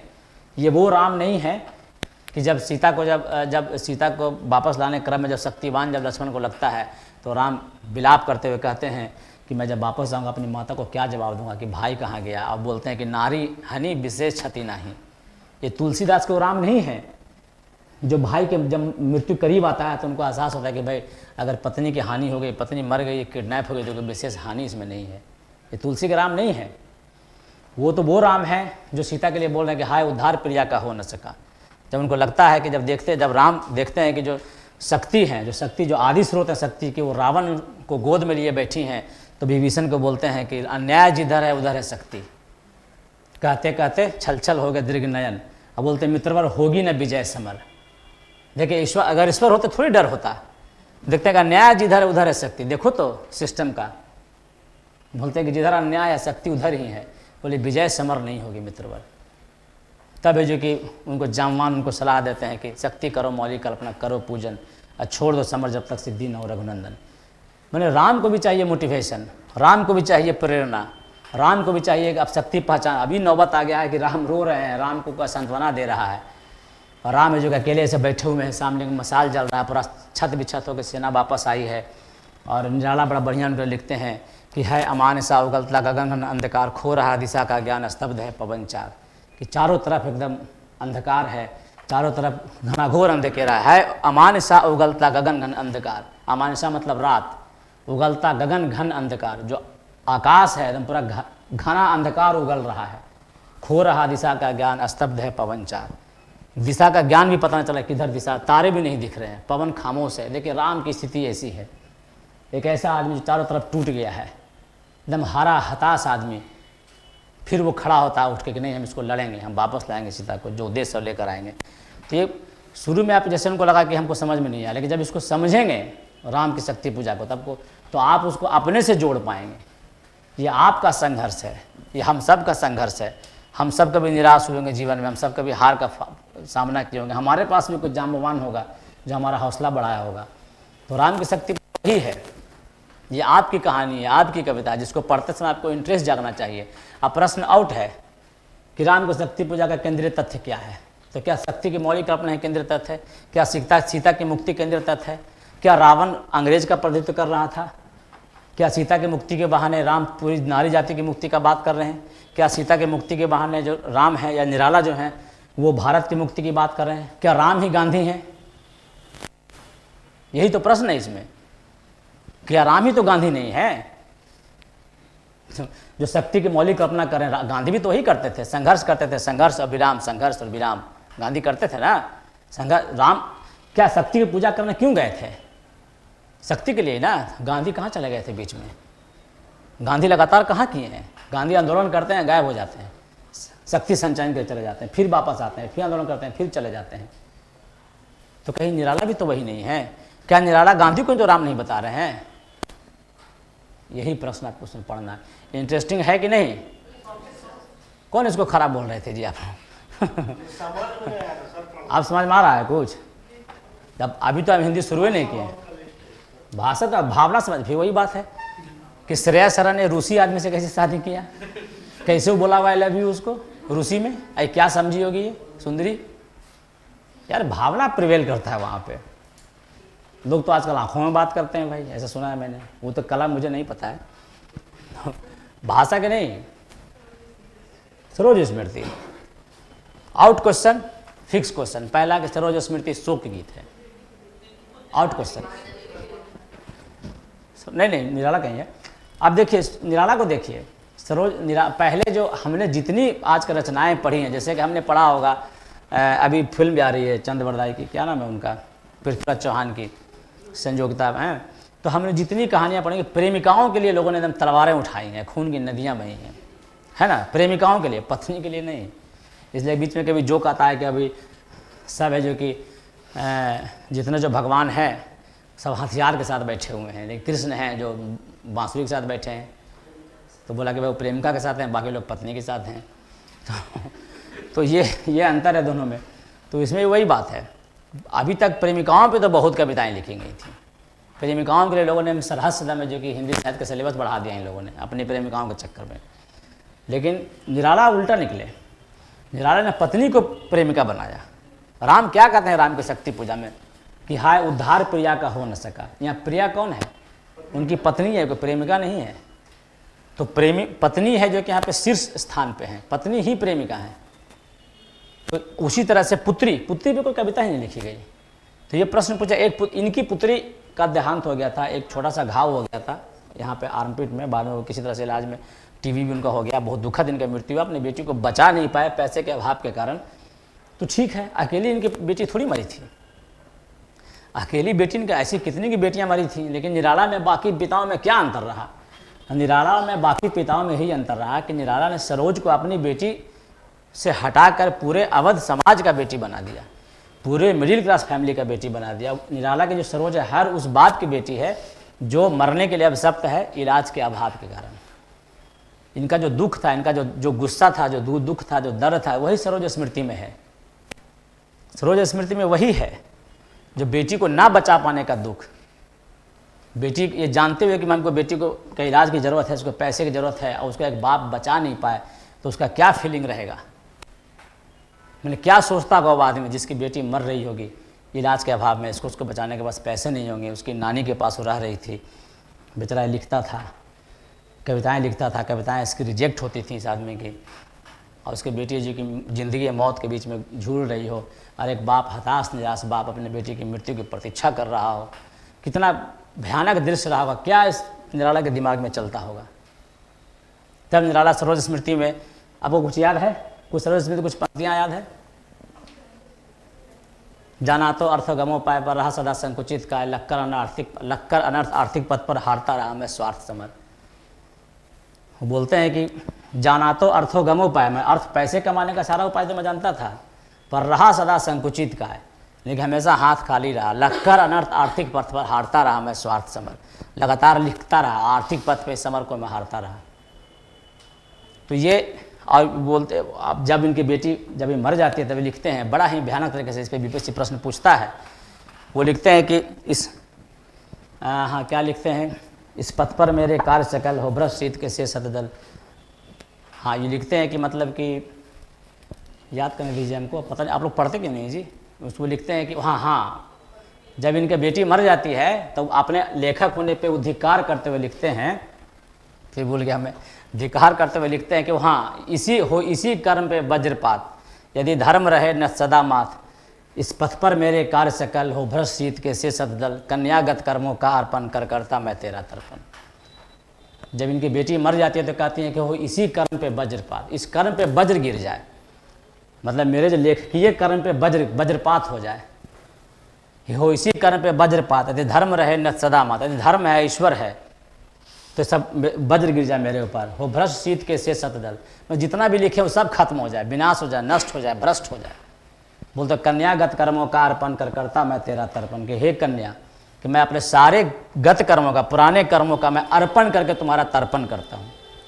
तर्पण हम कब करते हैं, जब हमारे प्रिय लोग जब मर जाते हैं तो उनको हम तो वही बोलते हैं हम तर्पण में क्या करते हैं, अपना सारा गत कर्म हमें जो कि हम तुमको कर देते हैं अर्पण।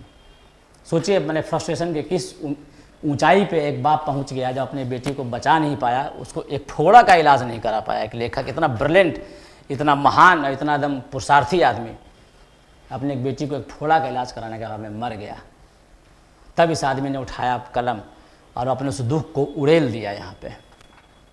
तो जब इसको पढ़ें तो आप ऐसे आप ईश्वर से दुआ करें कि जिस दुख से, जिस तकलीफ़ से निराला जी गुजरे, कोई और आदमी ना गुजरे। आप इसे पढ़ें। अब बीपीएससी का फिक्स पैटर्न कि सरोज स्मृति एक शोक गीत है, कैसे? Out question. कोई नाटक नहीं करना है, शोक गीत एलईजी का एकदम सीधे क्राइटेरिया पे कस देना है सरोज स्मृति को, और 4-5 इसकी पंक्तियाँ याद रखना है। मेरे तरफ से हाईली रिकमेंडेड, कभी नहीं छोड़ना है इसको। चांद का मुख टेढ़ा ये गजानन माधव मुक्ति बोध की एक रचना है। इसमें हमको पढ़ना है चांद का मुख टेढ़ा में अंधेरे में। बहुत लंबी कविता है।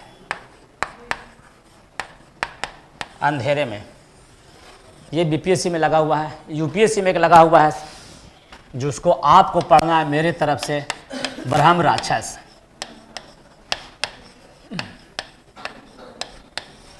ब्रह्म राक्षस किसको बोलते हैं? जो वैसा आदमी जो यंग एज में मर गया, जिसकी इच्छाएं पूर्ति नहीं हुई, वो बावड़ी में बैठा रहता है, वो ब्रह्म राक्षस बन जाता है।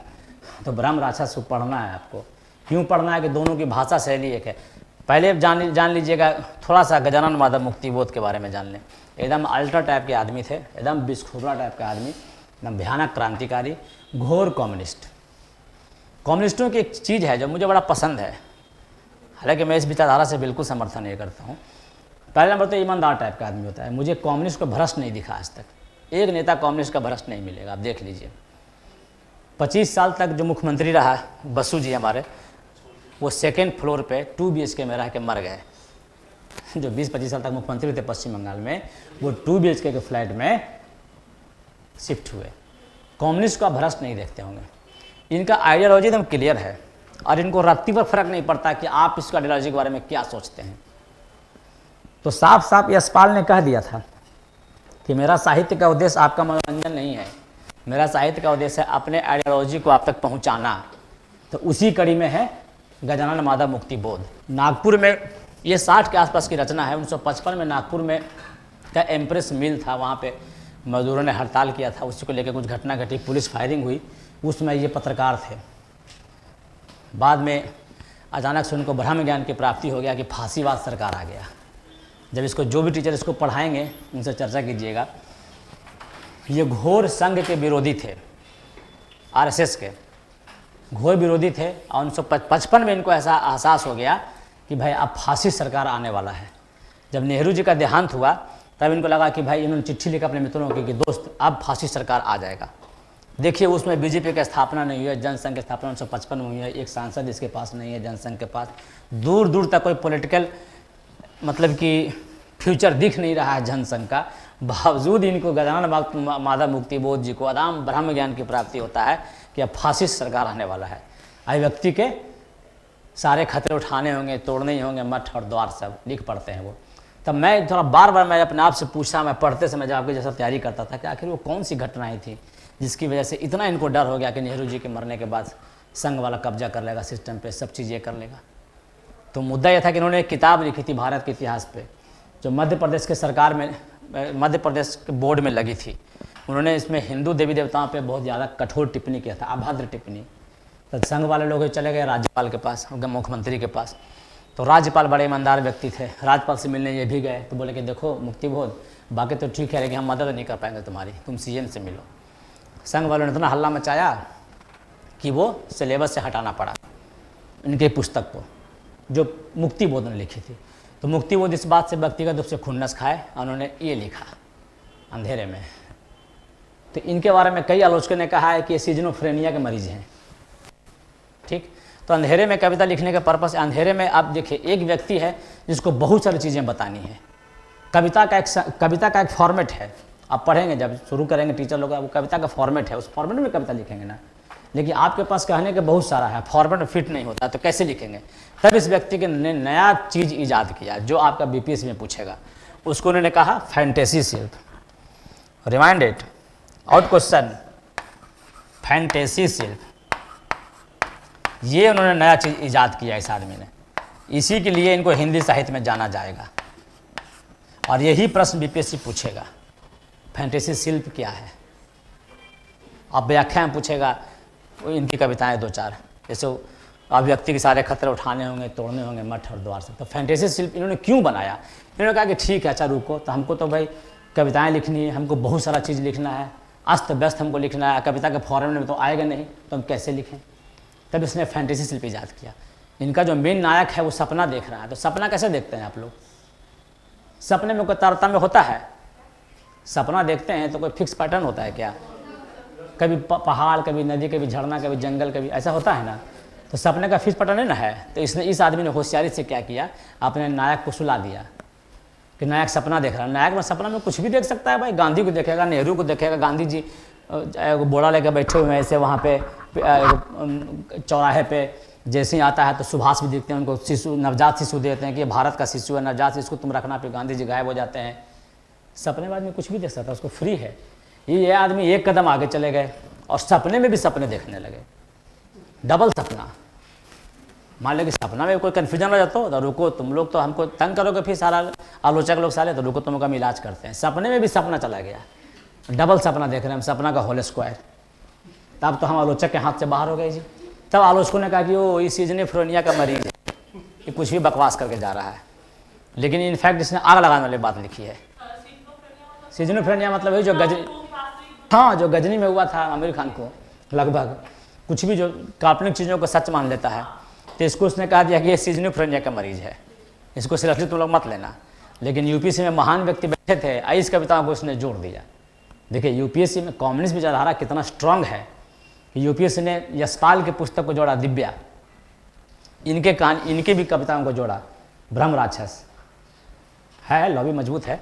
तो ये कविताएं पढ़ेंगे पहले तो इंटरेस्टिंग, आपको अटपटा लगेगा कि क्या लिख रहा है यार, ये कहीं आग लग गई, कहीं गोली चल गई, मैंने अजीब लगेगा आपको। लंबी कविताएं एकदम बिल्कुल बिखराव टाइप का एकदम, और उसमें सब कुछ एकदम ऐसा सा भाषा का प्रयोग होगा, साला का प्रयोग करेंगे वो, तुमने स्वार्थ के टेरियर कुत्ते को पाल लिए, माँ बाप को घर से निकाल दिया, लिया बहुत बहुत कुछ, दिया कुछ नहीं, जीवित रह गए, तुम मर गया देश, चुल्लू और पानी में डूब मरो, क्या नहीं लिखेगा आदमी ये, ठीक।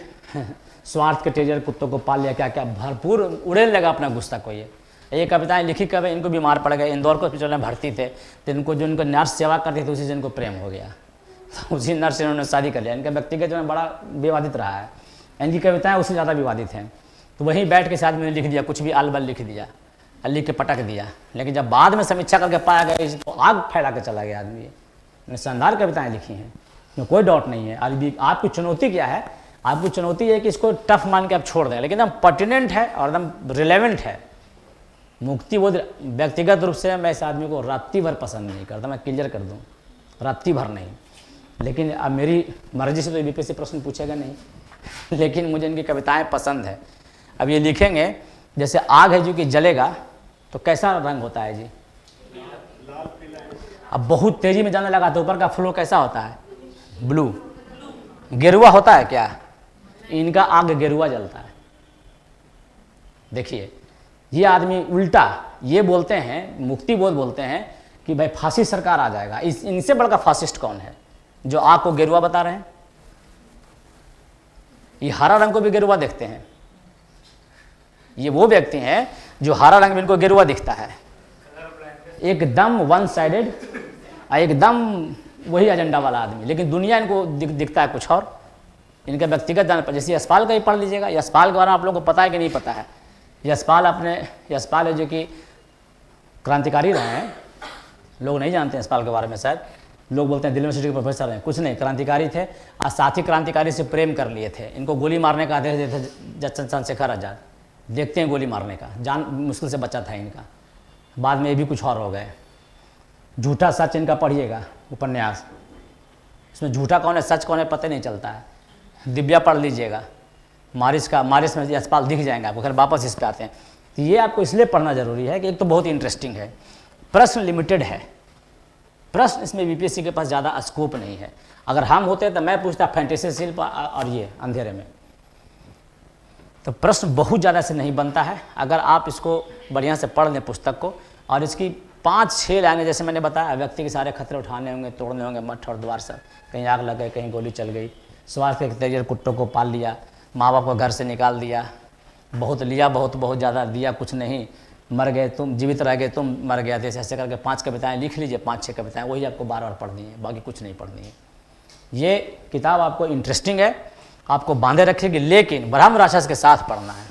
ब्रह्म राक्षस में भी फैंटेसी शिल्प है, उसमें भी जो उनका जो नायक है वो जाकर बावड़ी में छुपा हुआ है और वहीं से वो ज्ञान बाँच रहा है। इनका सब नायक वैसे ही है, इनका कोई भी नायक लड़ता नहीं है। यशपाल में जो यशपाल की खराब प्रॉब्लम यही है, इनके कम्युनिस्ट इतिहासकारों के उपन्यासकारों की प्रॉब्लम यही है। यशपाल के जब पढ़ेंगे दिव्या उपन्यास जो यूपीएससी में लगा हुआ, तो उसमें जब मारिस कैरेक्टर है, उसके देश पे हमला हो रहा है और ये शराब पी के भाषण दे रहा है कि तुम लड़ो तुम लड़ो तुम लड़ो। हम क्या करेंगे, हम तो भाषण देंगे जी। लड़ता इनका कोई कैरेक्टर नहीं है। यहाँ भी इनका जो नायक है बावड़ी में छुपा हुआ है और यहाँ इनका नायक रूम में छुपा हुआ है अंधेरे में, डर से कहीं आग लग गई, कहीं गोली चल गई। ऐसे सपने में देख रहा है कि बाहर देखा था वो बैंड जा रहा था, बैंड में डोमा जी उस्ताद भी था, शहर का कुख्यात हत्यारा। उसमें पुलिस वाले देखे, बैंड में नेता देखे, सब देखे, बोला हाय है सबको मैंने नंगा देख लिया, सबको हमको गोली मार देगा, अब भागो रूम में छुप जाओ। तो एकदम पर्टिनेंट क्वेश्चन है, लेकिन ये थोड़ा सा आपको मतलब अटपटा लगेगा। जब 2-4 बार पढ़ेंगे तो आपको मज़ा आने लगेगा। ब्रह्म राक्षस जरूर पढ़ेंगे, क्योंकि ब्रह्म राक्षस में भी फैंटेसी शिल्प है। दोनों का नायक भगोड़ा है, दोनों का नायक छुपा हुआ है, दोनों सिजोफ्रेनिया का मरीज है, दोनों अल बल कुछ भी सोच रहा है, कुछ भी कर रहा है, दोनों में सामंजस्य है। दोनों को पढ़ेंगे, क्वेश्चन कम बनेगा, नंबर ज़्यादा मिलेगा इसमें। वापस आते हैं, ये उन बहादुरों के लिए जिनके खून में उबाल ज़्यादा है। ये उन देवताओं के लिए जिनको सच में हिंदी साहित्य में जिनको चुनौतियाँ पसंद है, तो ये पढ़ेंगे। जैसे एक जोक था दिल्ली में हम जब पढ़ते थे, तो कि भाई एक सांड था जो सबको मार रहा था ढूसी से, कोई उसको कंट्रोल नहीं कर पा रहा था। एक दुबला पतला लड़का झोला लेके जा रहा था, बोला हम इसको कंट्रोल कर लेंगे। बोला है कैसे? बोला अभी देखो। वो गया, वो सांड के कान में कुछ बोला, सांड बैठ गया नीचे। तो बोला यार तुमने ऐसा क्या बोला? बोले कुछ नहीं, उसको यूपीएससी का सिलेबस बता दिए। ये वही है। यह आपका बीपीएससी वाला है, यह आपका बीपीएससी वाला है कि अगर आपको लग रहा है कि आप साहित्य बहुत पढ़ लिए, अब तो जो सामने जो डीएसपी हमको ज्ञान देने आया, इसको तो हम ज्ञान दे देंगे, अभी साला क्या जानता है मेरे से ज़्यादा, तो ये पढ़ लीजिएगा। शेखर एक जीवनी, ये 2 पार्ट में है। शेखर जीवनी का पार्ट 1 और पार्ट 2 दोनों आपका सिलेबस में है। शेखर जीवनी चलता है रिवर्स।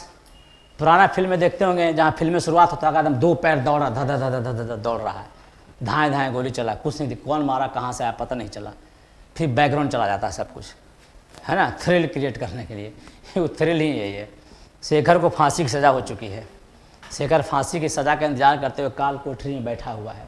शेखर एक क्रांतिकारी है और शेखर अपने जीवन को रिवाइंड कर रहा है। शेखर अपने जीवन को फिर से रिवाइंड कर रहा है कि हम क्या क्या किए, क्या क्या नहीं करना था, क्या क्या करना था, जीवन को रिवाइंड कर रहा है शेखर। वही रिवाइंड है शेखर एक जीवनी के उपन्यास। तो इसमें क्या इम्पोर्टेंट है, इसमें कि इसकी बहन है शशि। शशि और शेखर का संबंध है बड़ा कॉम्प्लिकेटेड है। कभी उसकी प्रेमिका दिखती है, कभी उसकी बहन दिखती है, कभी उसकी गुरु दिखती है। और शेखर बड़ा प्यार से बोलता है शशि तुम ही तो वो जीवन की वो धार हो जिसको तलवार के शान पे मुझे बार बार चढ़ाया जाएगा। शशि मैं नहीं तो तुम नहीं तो मैं भी कहाँ।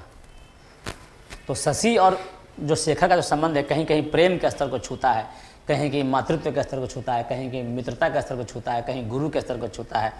तो ये आपको कन्फ्यूज करेगा, ये आपको एकदम माइंड को एकदम ये करेगा, एकदम सोचने का मजबूर करेगा कि शेखर, हाँ साइकोलॉजिकल थ्रिलर टाइप का है। इसलिए शेखर पर जो प्रश्न पूछेगा उतना ही खतरनाक पूछेगा। पहला तो शेखर और शशि के बीच में कैसा क्या संबंध है, तो उसको किस संबंधों के किस स्तर पर देखते हैं, उसका बहुत सारा संबंधों को व्यंजित करता है शशि और शेखर। इसमें से यकीन मान लीजिए क्रांतिकारी का कोई प्रश्न नहीं पूछेगा। शेखर एक जीवनी इंटायरली एक व्यक्तिगत एक मैंने पर्सनालिटी से रिलेटेड उपन्यास है। ये गोदान जैसा नहीं है जहाँ बहुत सारे कैरेक्टर हैं, और ये फनिस्वा रेणु की मैला आंचल भी नहीं है जहाँ 250 कैरेक्टर हैं और सब कैरेक्टर पर थोड़ा सा फोकस है। कैरेक्टर कम है और उसी कैरेक्टर के अंतर मन की व्याख्या है। ये एक कैरेक्टर क्या सोचता है जो उस पर फोकस करता है, मतलब ये व्यक्ति पे जूम करता है, समाज पे नहीं भाई। हाँ, तो ये जब व्यक्ति पे फोकस करेंगे, जैसे कि आप ये शुरुआत होता है मोहन राकेश से। इनफैक्ट हमने जब इतिहास में हमने जो साहित्य लिखना शुरू किया तो पहले हमने किसके लिखा, राजा राजाओं का, फिर लिखा सामंतों का, फिर चले गए आप हिंदी साहित्य के इतिहास में पढ़ेंगे, फिर गरीबों पे चले गए हम। कि यार मध्यम वर्ग भी कोई चीज़ है कि नहीं। मोहन राकेश ने कहा कि मध्यम वर्ग भी कोई चीज़ है कि नहीं, इस पर भी सोचो ना। तो उसने कहा आषाढ़ का एक दिन, पता नहीं आपने पढ़ा कि नहीं पढ़ा, और अब क्यों नहीं पढ़ते हैं मैं नहीं समझता हूँ। अच्छा, मैं आज भी पढ़ता हूँ यार, आषाढ़ का एक दिन जहाँ वो मालविका दोनों प्रेम करता, कालिदास से मालविका पत्नी, उसकी माँ बोलते कि शादी क्यों नहीं करता है, बोलता है कि अभी कुछ है नहीं ना, जैसे हम डीएसपी बन जाए तब तो शादी कर लेंगे। तो उसकी माँ बोलती है कि जिस अभाव के लिए तुमसे शादी नहीं कर रहा है, कल वही अभाव की पूर्ति से शादी ना करने का बहाना बनेगा, वजह बनेगी, और वही होता है। कालिदास बन जाता है, मालविका को छोड़ देता है। तो ये जो मिडिल क्लास का जो द्वंद्व है, मिडिल क्लास का जो दर्द है, फिर मालविका उससे शादी करती है जो कालिदास का सबसे चिर प्रतिद्वंदी था। तो मिडिल क्लास का दर्द दिखता ही नहीं था किसी को। शहरों में रहने वाले मिडिल क्लास जो फ्लैट में रहते हैं, घरों में रहते हैं, छोटे से घरों में रहते हैं, तब मोहन राकेश ने ये शुरू उठाया कि नहीं हम लिखेंगे। तो उन्होंने लिखा आषाढ़ का एक दिन। और कौन सा लिखा था मोहन राकेश ने, बताइए? आधा अधूरे। हाँ, इसमें आप देखें, आपने उनका वो पढ़ा होगा, इनका और एक कौन उपन्यास थे जिसमें जस्टिस के बारे में लिखा था, नाम उनका भूल गया मैंने मिडिल क्लास पे फोकस किया। तो उसी मिडिल क्लास पे फोकस करते हुए ये पुस्तक लिखी गई कि भाई आपने बहुत लिखा सामंतों पे, राजाओं पे, गरीबों पे, क्यों साहित्य गरीबी गुरुओं के लिए होना चाहिए खाली? क्यों साहित्य में कैरेक्टर सामंत और राजा ही रहेंगे? मिडिल क्लास कब रहेगा? पढ़ता तब का वही है। पाठक कौन है आपका साहित्य का? वही हीरो नहीं है, वही साहित्य में चर्चा में कहीं नहीं है। तो इन लोगों ने लाया कि हम लाएंगे मिडिल क्लास वालों को। वो क्या सोचते हैं जो 2 घरों में रहते हैं? वो क्या सोचता है जो फांसी की कोठरी में सजा का इंतजार कर रहा है अपनी मौत का? क्या चलता है शेखर के दिमाग में? ये उस पे है। कॉम्प्लिकेशन अलर्ट, बहुत ही कॉम्प्लिकेटेड है। हम सलाह नहीं देंगे आंसर ये करने का। खतरा कब है कि जब इंटरव्यू बोर्ड में आपका मिल गया कोई हिंदी साहित्य का ज्ञाता, तो आपको यहाँ ले जाएगा वो। चांसेस कम है।